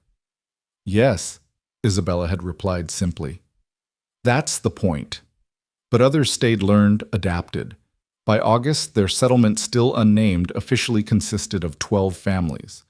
43 souls, all told if you counted Joseph's hidden family. It was then that the territorial governor arrived. He came with a small military escort, having heard rumors of a thriving settlement in the mountains. His intention, he made clear, was to assess for taxation and determine if a formal township should be established. Isabella met him in her best dress, the one she'd married Silas in, now carefully maintained for such occasions. She served him coffee with real sugar, had the children sing hymns, presented the image of civilization carefully cultivated in wilderness. "This is remarkable," Governor Patterson admitted, looking around at the orderly cabins, the productive gardens, the obviously thriving children. "How long has this settlement existed, Bub?" "Formally 2 years?" Isabella lied smoothly. "Informally, my husband has been here nearly a decade." "And you're the leader here?" "We have no formal leader," Silas said, stepping forward. "We govern by consensus." "That's irregular." "So is surviving at 9,000 feet, Isabella replied with a smile that didn't reach her eyes. The governor stayed 2 days, during which the entire community performed a careful dance of being civilized enough to avoid intervention, but rustic enough to avoid exploitation. The children attended their mountain school, demonstrating literacy and arithmetic. The adults showed their various crafts and trades. No one mentioned the native families hidden in the northern canyons. No one mentioned the gold. "I'll recommend territorial recognition," the governor finally announced. "You'll need to name a formal structure, but I see no reason to interfere with what you've built here." After he left, the community gathered to choose a name. Suggestions ranged from the practical Mountain View Pine Ridge to the aspirational Freedom Independence. "Persistence," Isabella suggested quietly, "because that's what we are, what we do." The vote was unanimous. Persistence Colorado Territory was officially recognized in September 1877. Silas was elected mayor by virtue of being the original settler, though everyone knew Isabella was the true leader. Martha became the school teacher officially, though everyone still taught. The Morgans ran what passed for a general store, trading goods between families and with Pete's regular supply runs. "We're a real town now," Anna said, both proud and somewhat sad. "We're a real community," Isabella corrected. "The town is just paperwork to keep the outside world from destroying what's real." Autumn brought the most significant change yet. A Protestant minister arrived, young and idealistic, seeking to establish a church. Reverend Michael Carter was nothing like what they expected. He'd studied at Harvard Divinity School, but chose frontier ministry over a comfortable Eastern parish. "Why?" Isabella asked him directly, as was her way. "Because faith without struggle is just habit," he replied. "I wanted to find God in the mountains, not in comfortable pews." He was welcome, though. Silas warned him that their community was diverse, Christians of various denominations, some with no faith at all, and the hidden native families with their own beliefs. "God speaks many languages," the Reverend replied. "I'm here to listen, not just to preach." He proved true to his word, working alongside everyone in preparing for winter, learning practical skills with humility. When he held his first service, it was attended by most of the community, even Mourning Dove and her family, who came quietly through the forest paths. "Strange preacher Mourning Dove told Isabella afterward. "He speaks of the same spirits we know, just with different names." Winter came early and harsh that year, as if the mountain was testing their new formal status. The first blizzard struck in October, before all the harvests were in. The community worked together desperately, saving what they could. It was during this storm that Isabella discovered she was pregnant again, her fourth mountain child, but this time the pregnancy felt different. She was older now, worn by the years of hard living, and something felt wrong from the start. "You need rest," Martha insisted, but rest was impossible with winter preparations still incomplete. The secret gold mine had produced enough to secure land patents for all the families, with extra hidden away. But the work of mining added to everything else was wearing on the men. Samuel, now 15 and strong as a man, took on more responsibility, but even he was reaching his limits. "We're trying to do too much," Silas told Isabella one night as she lay in bed fighting morning sickness that lasted all day. "We're trying to protect what we've built," she replied weakly. "What good is protecting it if we die in the process?" It was Joseph who brought the solution. His family had knowledge of cave systems that could be developed for storage and emergency shelter. If they could secure these caves, they'd have resources that required less constant maintenance. The cave project became the community's focus through November. Working in shifts, they cleared, reinforced, and stocked 3 major caves with supplies. It was during this work that Tom Morgan made a discovery that rivaled the gold ancient native drawings on the cave walls depicting hunts and ceremonies from centuries past. "These are sacred," Mourning Dove said when she saw them. "My grandmother's grandmother spoke of these places." "Then they'll be protected," Isabella promised, though she was working from her bed now, the pregnancy increasingly difficult. The Reverend surprised everyone by suggesting they hold a ceremony to consecrate the caves, combining Christian blessing with native ritual. It was unconventional, possibly heretical, but it felt right for persistence. "We're creating something new here," he said, "a faith that honors all paths to the divine." December brought tragedy. The Smiths' youngest child, barely 2 years old, fell through ice on the creek. By the time they pulled him out, it was too late. The community gathered for its first funeral, the small coffin Silas built seeming impossibly tiny against the vast mountain backdrop. "Why did we come here?" Mrs. Smith wailed. "Why did we bring our babies to this terrible place?" It was Dawn who answered, her 5-year-old wisdom startling. "The mountain didn't take him, Mama Smith. The mountain just is. We're the ones who choose to stay." The funeral brought the community closer, but also raised questions. They needed better safety measures, clearer protocols for the children. Anna, now 14 and thoughtful beyond her years, suggested a junior ranger program, older children responsible for teaching and watching younger ones. "Make them partners in their own survival," she explained. The program began immediately with Samuel and Joseph as the first leaders. The children learned in age groups, the older ones gaining status and responsibility by protecting the younger. It was Isabella realized from her sickbed exactly what the mountain had always taught, that survival was collective, that strength came from protecting the vulnerable. Christmas was subdued that year, marked by Isabella's increasing illness and the community's grief. But there was also resilience. The children performed Anna's new play about the first winter, with Dawn playing her own mother and James narrating with medical accuracy that made the adults laugh despite themselves. "We've written ourselves into the mountain's story," the Reverend observed in his Christmas sermon. "We're no longer visitors here. We're part of the eternal cycle of life, death, and renewal that these peaks have witnessed for millennia." Isabella's labor began on New Year's Eve, and from the start, everyone knew something was wrong. The baby was breech again, but this time Isabella didn't have the strength she'd had with hope. Martha and Mourning Dove worked together, combining their knowledge. But as 1877 became 1878, it became clear they were losing the battle. "Save the baby," Isabella gasped, echoing words she'd said before. "We save you both," Silas said fiercely, but his hands shook as he held hers. The labor lasted 18 hours. The entire community took turns sitting vigil, praying in their various ways. When the baby finally came, another girl, tiny but fierce, Isabella hemorrhaged badly. For 3 days she hovered between life and death. It was Wild who might have saved her. The toddler, barely walking, toddled determinedly to his mother's bedside and refused to leave. His constant presence, his need for her, seemed to anchor Isabella to life when she might have drifted away. "Can't leave," she whispered to Silas on the 3rd night. "Too much work still to do." She survived, but barely. The baby, whom they named Mercy, for the grace of her survival, thrived despite her traumatic entry. But Isabella was changed. The birth had taken her strength, left her weak in ways that might never fully heal. "You can't have more children," Martha told her bluntly.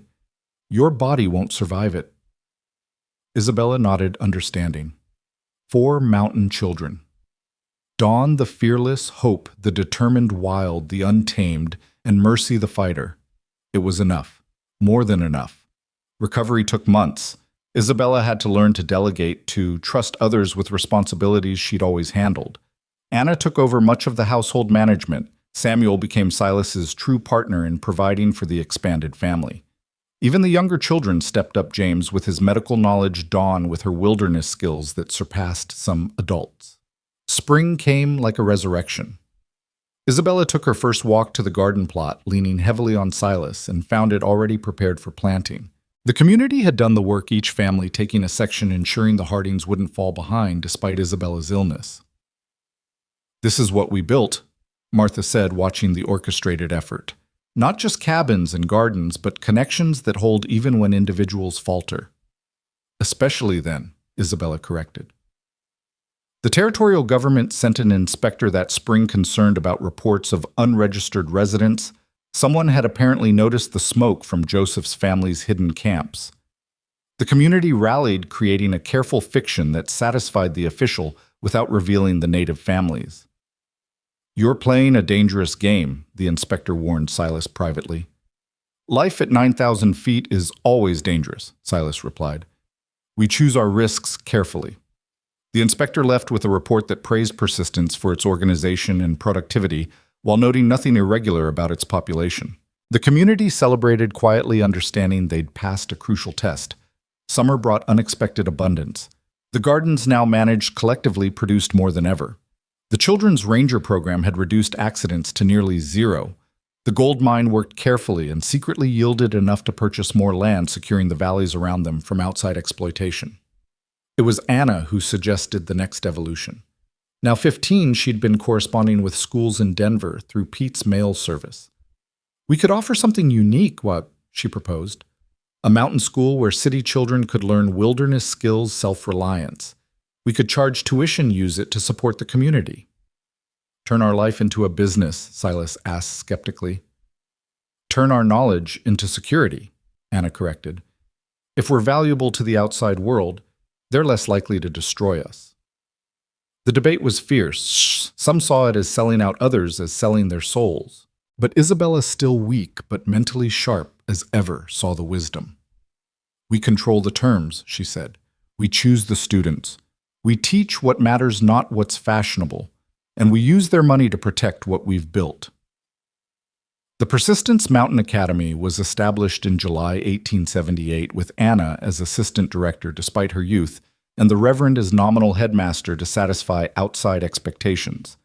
The first students would arrive the following summer, a test run of 6 children from wealthy Denver families seeking to build character in their offspring. "We're becoming the establishment," Samuel said with some bitterness. He'd grown into a mountain man like Silas, uncomfortable with the increasing formalization of their life. "We're surviving," Isabella told him, "just like always. The threats change, but the need to adapt doesn't."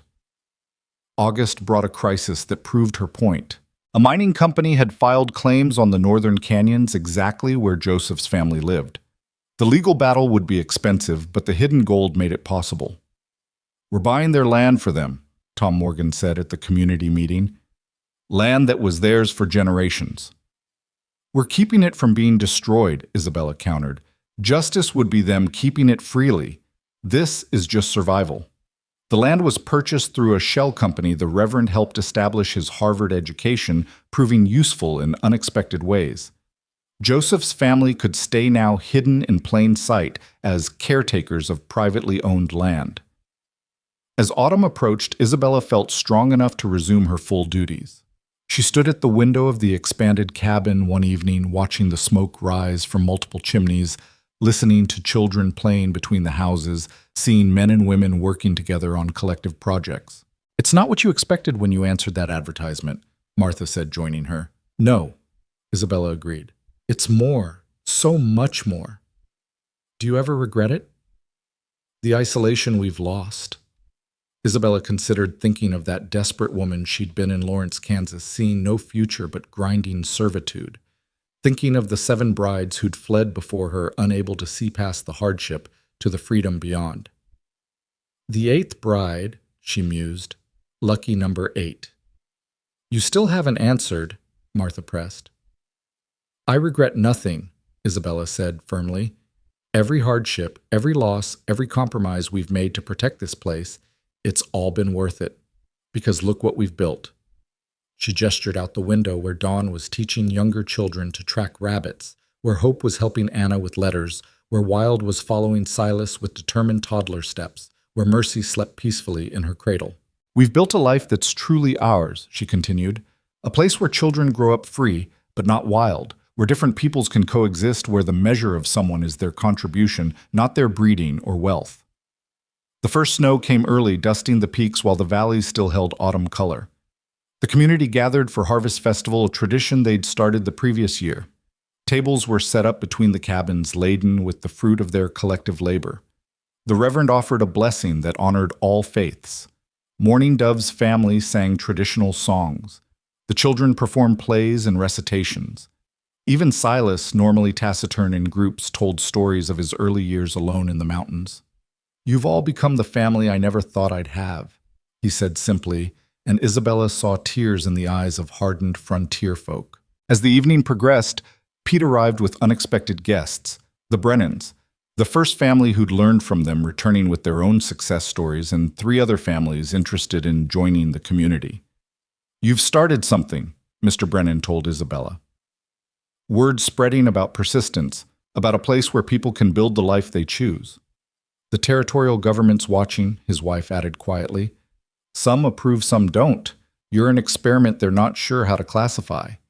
"Good," Isabella said. "The moment they classify us is the moment they control us." That night, after the guests were settled and the children asleep, the original adults gathered in the Harding cabin, Silas and Isabella Martha, and by unspoken inclusion, Samuel, who'd earned his place through years of adult responsibility. "We're at a crossroads," Isabella said.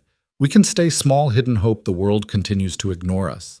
Or we can grow strategically, become too valuable to destroy." "The academy's a risk," Martha pointed out. "Bringing in outsiders, teaching them our ways." "Everything's a risk," Samuel said with the fatalism of someone raised on the edge of survival. "At least this risk we control." "What does the mountain want?" Silas asked suddenly. They all looked at him, surprised by the mystical question from such a practical man. "The mountain doesn't want," Martha said. "Doesn't it?" Silas looked out at the peaks silvered by moonlight. "It's tested us, shaped us, forced us to become something new. Maybe this is what it was building us toward. Not isolation, but integration on our own terms." Isabella reached for his hand. The 8th bride brought more than herself to the mountain. "She brought the future," he agreed. They sat in comfortable silence. These unlikely pioneers who'd built something unprecedented, a community that was both frontier and civilized, isolated and connected, traditional and revolutionary. Tomorrow would bring new challenges. The academy would need preparation. The mining company might contest the land purchase. The government would continue watching. More families would come bringing their own dreams and dramas. But tonight, with the fire crackling and the mountain standing eternal guard, they were simply family. The kind forged by choice and hardship, tested by blizzards and births strengthened by shared survival. Isabella opened her journal, the one she'd kept faithfully since arriving. In it, she wrote, "Year 5 in the mountains. We came seeking escape and found purpose. We came as strangers and became family. We faced the mountain as individuals and survived as a community. The 8th bride didn't just stay, she helped build something worth staying for. Tomorrow the work continues. Tonight we rest in the knowledge that we've already achieved the impossible. We've made the wilderness home without destroying its wildness. We've created civilization without surrendering freedom. We've proven that with enough persistence, even the harshest landscape can bloom with human hope." She closed the journal and looked around at the faces lit by firelight. Weathered, scarred, aged by hardship, but also by joy. These people who'd chosen the hardest path and found it led to the richest life. "To persistence," she said, raising her coffee cup. "To persistence," they echoed. And in that moment, the mountain seemed to echo it back, accepting them at last, not as conquerors or victims, but as part of its eternal story. The 8th bride had become the mother of a mountain dynasty, and her legacy would outlast the gold hidden in the caves, outlast the cabins that would eventually return to Earth, outlast everything but the stories passed down through generations about a woman who stayed when all others fled, who built, when others would have merely survived, who saw in the harshest landscape the possibility of the freest life. The first students of the Persistence Mountain Academy arrived in June 1879. 6 boys from Denver's wealthiest families, soft and sullen in their store-bought frontier clothes. Isabella watched from the porch as they climbed down from Pete's wagon, their faces mixing disdain and fear at the raw wilderness surrounding them. "This is it?" asked the tallest, a boy named Theodore, whose father owned half the railroads in Colorado. "This is the famous Persistence. This is where you'll learn what famous really means," Samuel told him flatly. At 17, he'd been appointed as the primary instructor for wilderness skills, and he had no patience for city arrogance. The boys were assigned to different families for housing, a deliberate strategy to prevent them from clustering together and resisting the lessons. Theodore was placed with the Hardings, where Don, now 7, and fierce as a wildcat, immediately put him in his place by outrunning him up the mountainside while he gasped for breath at the altitude. "The little girl is faster than you," Wild observed with 4-year-old honesty that cut deeper than any adult criticism could have. But Isabella saw something in Theodore's humiliation, not just hurt pride, but a flicker of determination. That night at dinner, he asked Silas, "How long before I can breathe normally here?" 2 weeks if you're weak, 1 if you're strong, 3 days if you're stubborn enough." "I'm stubborn," Theodore said grimly. "We'll see." The academy's curriculum was nothing like what the boys expected. No sitting at desks parsing Latin. Instead, Dawn runs through the forest with Samuel and Joseph, though Joseph was introduced only as another instructor, his native heritage carefully obscured. Anna taught practical mathematics through building projects and resource management. James, though only 11, instructed them in basic medical knowledge with an authority that initially made them laugh, until he efficiently stitched up a gash one boy received from carelessly handling an axe. "A child is teaching us medicine," Theodore had protested. "A child who's helped deliver babies and treat hypothermia," Isabella replied coolly. "Would you prefer to learn from someone with a certificate but no experience?" The transformation began slowly. The boys initially resisted everything: the hard physical labor, the early mornings, the simple food. But the mountain had its ways of teaching humility. When Theodore got lost during a tracking exercise and had to be rescued by Dawn and her wolf dog, his shame transformed into desperate attention to Samuel's lessons. 2 weeks into the program, a crisis tested everyone. A late spring blizzard struck without warning while the boys were on a camping expedition with Samuel and Silas in the high country. They had basic shelters, but nothing prepared for serious weather. "We're gonna die," one boy named Charles whimpered as the temperature plummeted. "Not if you listen and work," Samuel said calmly, though Isabella later learned he'd been terrified. He was responsible for these soft city boys, and the storm was worse than expected. They survived by following Samuel's instructions exactly, building snow caves, sharing body heat rationing, the little food they had. When they emerged 3 days later, hungry and exhausted but alive, something had fundamentally changed in the boys. "We lived through that," Theodore said in wonder, looking back at the storm-wrapped peaks. "We actually survived." "You did more than survive," Silas told them. "You worked together. You trusted your instructors. You became a team." The remaining weeks of the program flew by. The boys learned to hunt, to track, to read weather signs.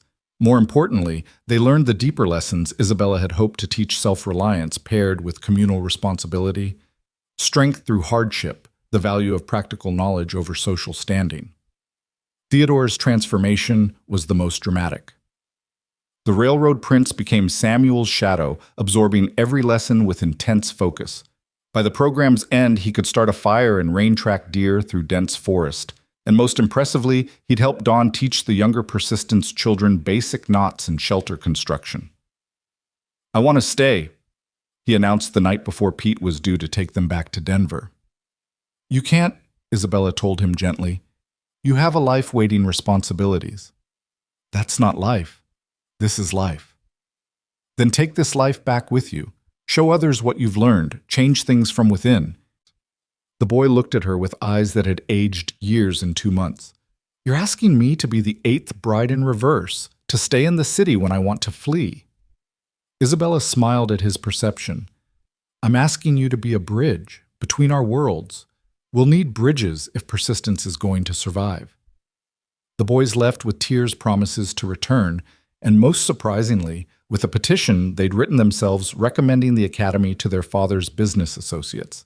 It was Anna noted with satisfaction, better advertising than anything they could have paid for. The success of the academy brought immediate consequences. By August, Isabella had received 20 applications for the next summer's program, along with something unexpected: 3 applications from girls. "Absolutely not," Tom Morgan said at the community meeting. "Bad enough we're teaching boys to rough it. Girls need proper education." "Like what I got in the textile mills?" Isabella asked sharply. "Like what prepared me for this life?" "My daughter will attend if these girls do," Anna announced, though she was the primary instructor. "Every skill we teach the boys, Hope and Dawn and Mercy need too." The debate raged for hours. Some families threatened to withdraw from the academy project entirely if girls were admitted. Others, led by Martha, and surprisingly by the Reverend, argued for inclusion. "The mountain doesn't care about gender," Morning Dove said quietly from the corner where she sat. She rarely spoke at community meetings, but when she did, people listened. "It kills men and women with equal ease, teaches both with equal wisdom." The vote was close, 7 families for 5 against, but it passed. The Persistence Mountain Academy would accept 3 girls the following summer, with Isabella personally screening applications to ensure they sent girls who might actually benefit, not just rebels seeking to scandalize their families. September brought news that changed everything. The railroad was coming through the valley 40 miles south. Not their valley, not yet, but close enough to mean Persistence would be accessible by train and wagon within a day's journey. "It's the beginning of the end," Silas said grimly, standing at their door and looking out at the pristine wilderness. "Or the beginning of something new," Isabella countered, though she shared his fear. "We can't stop the railroad, but we can shape what it brings." She wrote letters that autumn, dozens of them, to Theodore and the other boys, asking them to speak carefully but enthusiastically about their experience. To journalists in Denver, inviting them to visit Persistence and see a new model of American community. To government officials, establishing relationships that might protect them from exploitation. "You're playing politics," Martha observed. "I'm playing survival, same as always, just with different tools." Winter came gently that year, as if the mountain was giving them space to adapt to their changing circumstances. The community had grown to 15 families, nearly 60 people including Joseph's hidden clan. The children ran in packs, wild and free, but also educated and capable beyond their years. Dawn had become something of a legend among the other children. At 8, she could outtrack most adults, knew every edible plant in 3 valleys, and had a relationship with the wilderness that seemed almost mystical. She'd inherited her mother's intelligence and her father's taciturn strength, creating something uniquely her own. "She's more mountain than human sometimes," Martha said, watching Dawn lead a group of younger children on a winter tracking expedition. "She's what we're all becoming," Isabella replied. "Something new, neither fully civilized nor fully wild." Christmas 1879 was the largest celebration yet. The community hall they'd built that autumn, rough-hewn but solid, hosted nearly 100 people, including visitors from neighboring settlements. Theodore had somehow convinced his father to send supplies, real glass windows for the school books for the library, and luxury foods that made the children's eyes widen. "Your boy's trying to buy his way back here," Silas told Isabella privately. "He's trying to stay connected. There's a difference." The new year brought unexpected tragedy. The Smiths, who'd lost their youngest to the frozen creek, decided to leave. The mountain had taken too much, Mrs. Smith said through tears. They needed softer land, gentler prospects. Their departure shook the community. They were the first family to leave by choice rather than failure, and it raised questions about the sustainability of their mountain experiment. "Maybe we're asking too much," Tom Morgan said at the meeting following the Smiths' departure. "Maybe some people aren't meant for this life long term." "Then we accept that," Isabella said. "We're not a prison. People come, they learn, they stay or leave. That's freedom." But the loss hurt especially for the children who'd grown up together. James took it hardest. He'd been close with the Smith boys, and their absence left a gap in his daily life. It was Joseph who helped inviting James to spend time with his family's children, teaching him native games and stories that distracted from the loss. The friendship that developed would become crucial in ways no one yet imagined. March brought the journalists Isabella had invited. 3 men from Denver newspapers, soft and skeptical, armed with notebooks and preconceptions about rustic mountain folk. Isabella had prepared carefully. The children demonstrated their lessons, mathematics, and tracking literature and survival skills. The women showed their industry's preserved foods. Leatherwork, woven goods that rivaled anything from city shops. The men displayed their hunting prowess and building skills. But what impressed the journalists most was an unplanned moment. During their visit, a late storm struck, trapping everyone indoors. Instead of panic or discomfort, the community simply adapted. Children continued lessons by firelight. Women worked on crafts while discussing philosophy with the Reverend. Men repaired tools while debating the implications of the coming railroad. "You're not what we expected," one journalist admitted to Isabella. "What did you expect? Ignorant hermits or dangerous outlaws? Not this. Not scholars who can also skin a bear. Not children who quote Shakespeare while building snares. We're proof that education and practical skills aren't opposites," Isabella said. "That civilization doesn't require surrender to softness."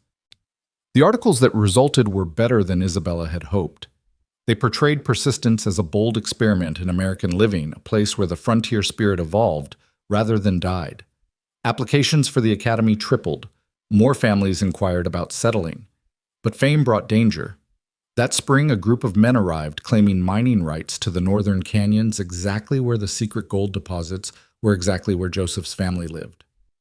"We fight," Samuel said immediately. He was 18 now, fully grown and fierce as his adoptive father. "We fight smart," Isabella corrected. "Violence brings the government. We use the law." The legal battle that followed tested every resource they had. The hidden gold-funded lawyers from Denver. Theodore's father, influenced by his son's transformation, provided political pressure. The journalists who'd visited wrote editorials about preserving persistence's noble experiment. But the stress took its toll. Silas grew gaunt from worry and overwork. Martha developed a cough that wouldn't leave. And Isabella, though only 36, felt decades older as she juggled teaching, organizing, and fighting for their survival. The crisis peaked when the mining company sent surveyors who were obviously hired thugs. They set up camp at the valley's entrance, intimidating anyone who passed, clearly intending to force the issue. It was Dawn who proposed the solution with a child's clarity that cut through adult complexity. "Why don't we show them the caves?" she said at the family dinner. "The painted ones. Make them famous. Then they can't destroy them." Isabella stared at her daughter, then at Silas, who was already nodding. "Out of the mouths of babes," he murmured. They invited a professor from Harvard that Theodore had recommended, an anthropologist studying native cultures. When he saw the cave paintings, he nearly wept. Within weeks, the caves were declared a site of significant cultural and historical importance. The mining company, faced with national scrutiny, withdrew their claim. "We won," Martha said weakly. Her cough had worsened, and Isabella worried constantly about her cousin. "We survived another test," Isabella corrected. "There'll be more." Summer arrived with the academy's second session. 15 students, now including 3 girls whose applications Isabella had personally selected. One was Theodore's sister Catherine, who arrived with a defiant gleam in her eye and divided skirts that scandalized and impressed the community in equal measure. "I'm not here to play at being a boy, Bim," Catherine announced on her first day. "I'm here to learn what boys learn while still being a girl." "Good," Isabella told her. "That's exactly what we need." The girls' presence changed the academy's dynamic entirely. They worked harder than many boys, as if constantly proving their right to be there. Catherine especially threw herself into every challenge, from dawn runs to rifle practice. But it was her friendship with Hope that proved most significant. Isabella's second daughter, now 6, was quieter than Dawn, but observed everything with intelligent eyes. She followed Catherine everywhere, absorbing lessons meant for students twice her age. "Your daughter's exceptional," Catherine told Isabella one evening. "All children are exceptional when given the chance to be." "No," Catherine insisted. "Hope sees patterns others miss. She predicted the weather change 3 days before it happened. She knows which students will succeed at tasks before they try. She's different." Isabella watched Hope playing with Mercy and Wild, organizing their games with subtle authority. Perhaps Catherine was right.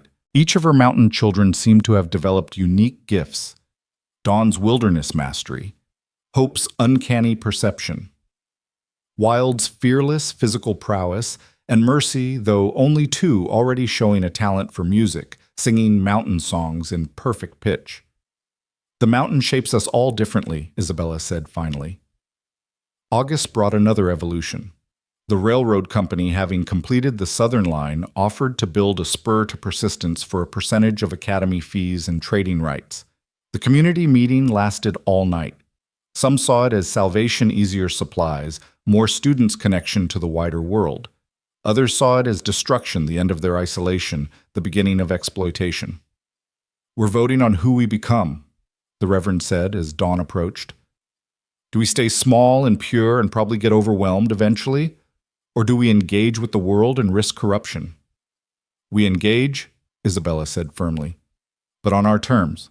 The railroad stops at the valley entrance. No trains in Persistence proper. They can build a station and warehouse there. We control what comes further." The vote was closer than ever, 8 for 7 against. But it passed. Construction began that autumn, and with it came changes no one fully anticipated.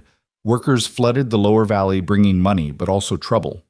Saloons opened at the railroad camp. Diseases spread.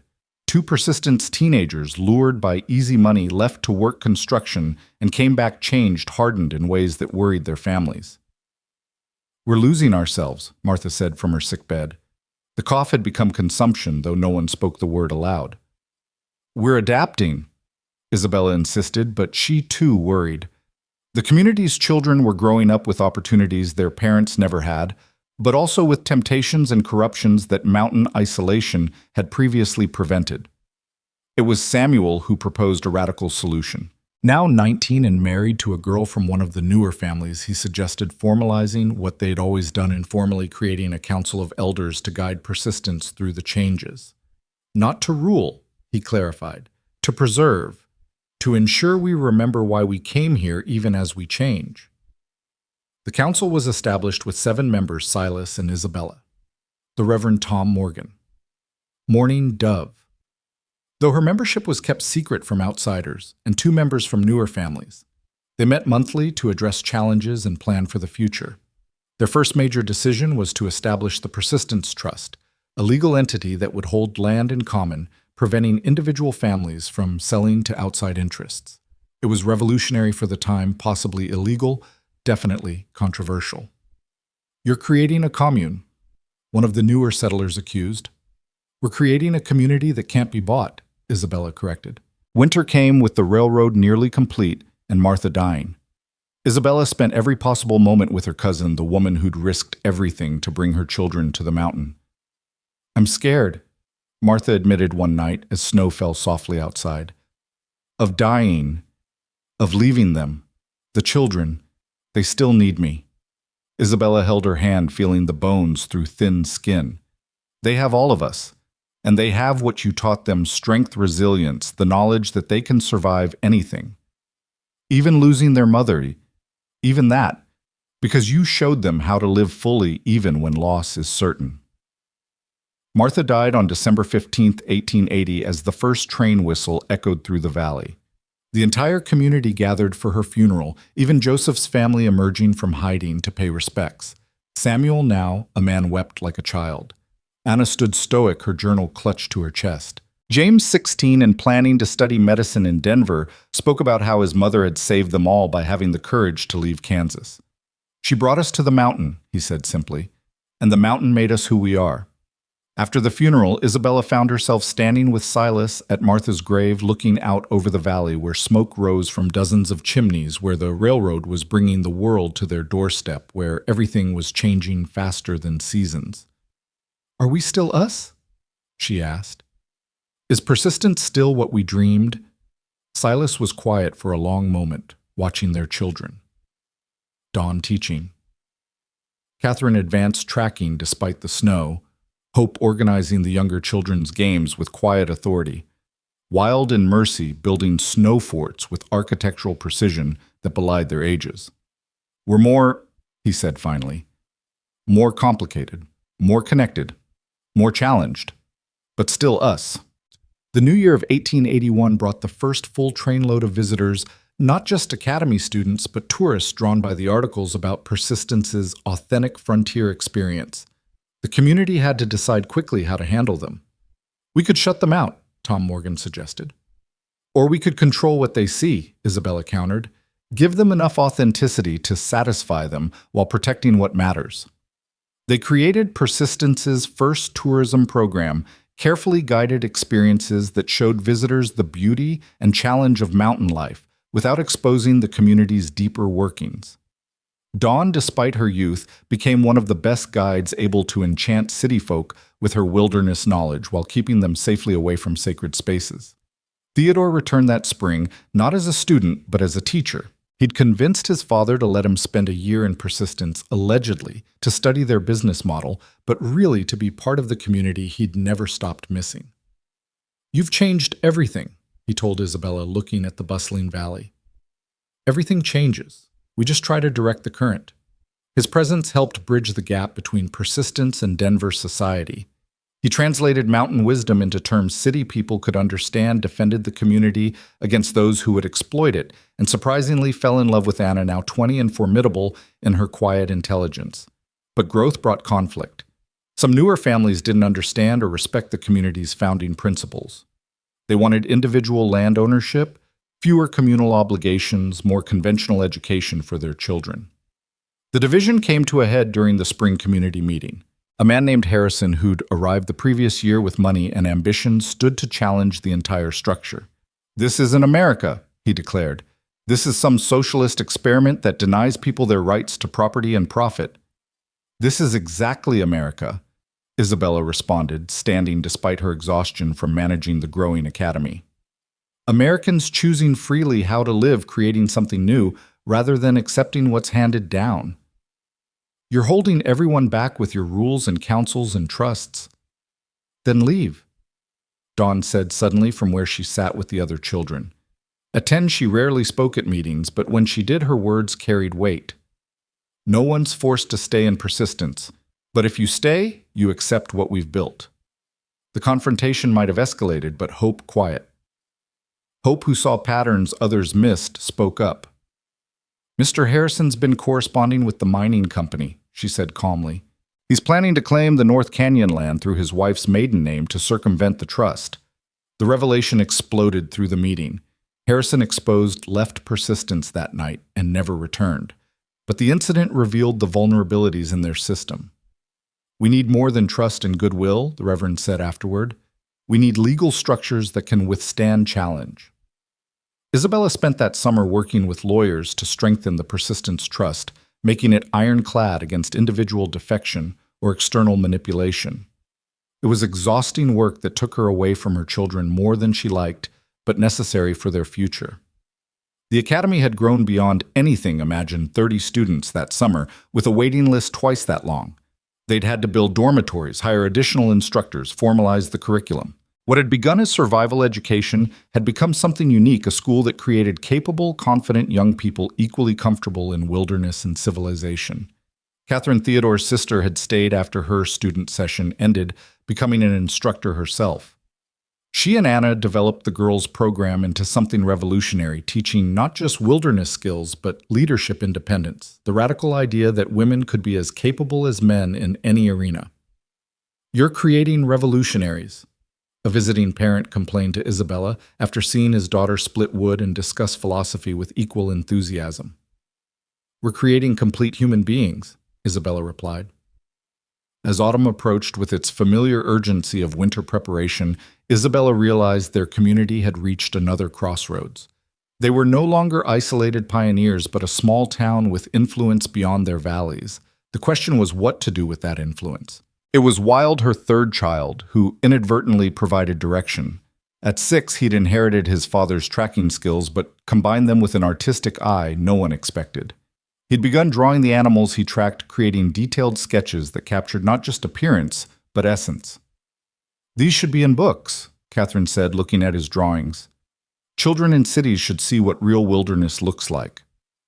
The idea grew into the Persistence Press, a small publishing venture focused on practical wilderness knowledge and mountain wisdom. Anna wrote the first book, Letters from the Mountain, A Girl's Guide to Freedom, which combined her journal entries with practical advice for young women seeking independence. The book was controversial. Several cities banned it, but it sold thousands of copies, bringing both fame and funds to persistence. "We're becoming what we fled," Silas said one evening as they watched the valley bright with lamplight from dozens of homes. "No," Isabella corrected. "Watching their children. Dawn leading a tracking expedition by moonlight. Hope teaching younger children to read by firelight. Wild sketching Mercy singing with the Reverend's choir. We fled mindless conformity and soulless labor. We're creating mindful community and meaningful work."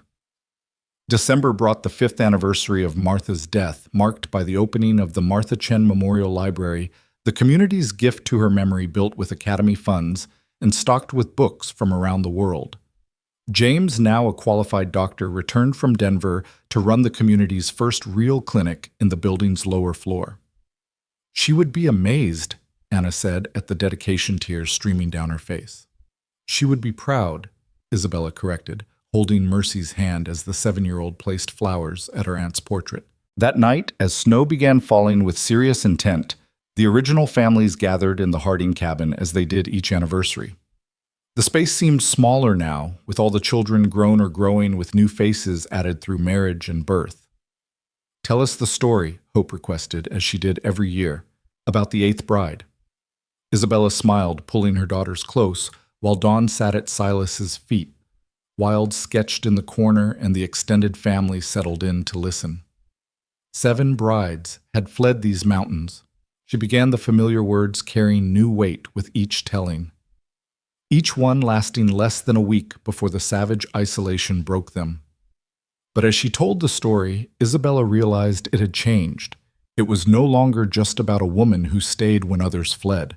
It was about what staying had created a community that proved civilization and wilderness could coexist, that freedom and responsibility were partners, not enemies, that the hardest life might also be the richest. "And the 8th bride," Hope prompted when Isabella paused. "The 8th bride discovered that staying was just the beginning, that building was the real work, that the mountain's greatest gift wasn't isolation, but the chance to create something new with others who understood that hardship shared becomes strength multiplied." As the story ended and the family dispersed to their homes, Isabella stood at the window watching snow cover the valley. The railroad brought daily visitors now. The academy would expand again next year. The publishing house had requests for a dozen more books. The territorial government wanted to make Persistence the county seat. Everything was changing, had changed, would continue changing. But at the core, something essential remained. The mountain still tested them daily. Survival still required constant vigilance and work. The children still grew up wild and free and capable. The families still gathered when crisis struck, still shared burdens and joys with equal commitment. "Regrets?" Silas asked, joining her at the window. "Never," she said firmly. "Not one. Even with all we've lost, the isolation, the simplicity, we haven't lost them. We've transformed them. We've proven that isolation doesn't require loneliness, that simplicity can coexist with complexity." She turned to him. "We've built something that will outlast us, Silas. Long after we're gone, Persistence will continue. Change evolved, but essentially what we made it a place where people can choose their own way." He pulled her close, this man who'd wanted only solitude when he'd placed that advertisement so many years ago. "The 8th bride brought me more than I ever dreamed of asking for. The mountain gave us both more than we knew to want," she replied.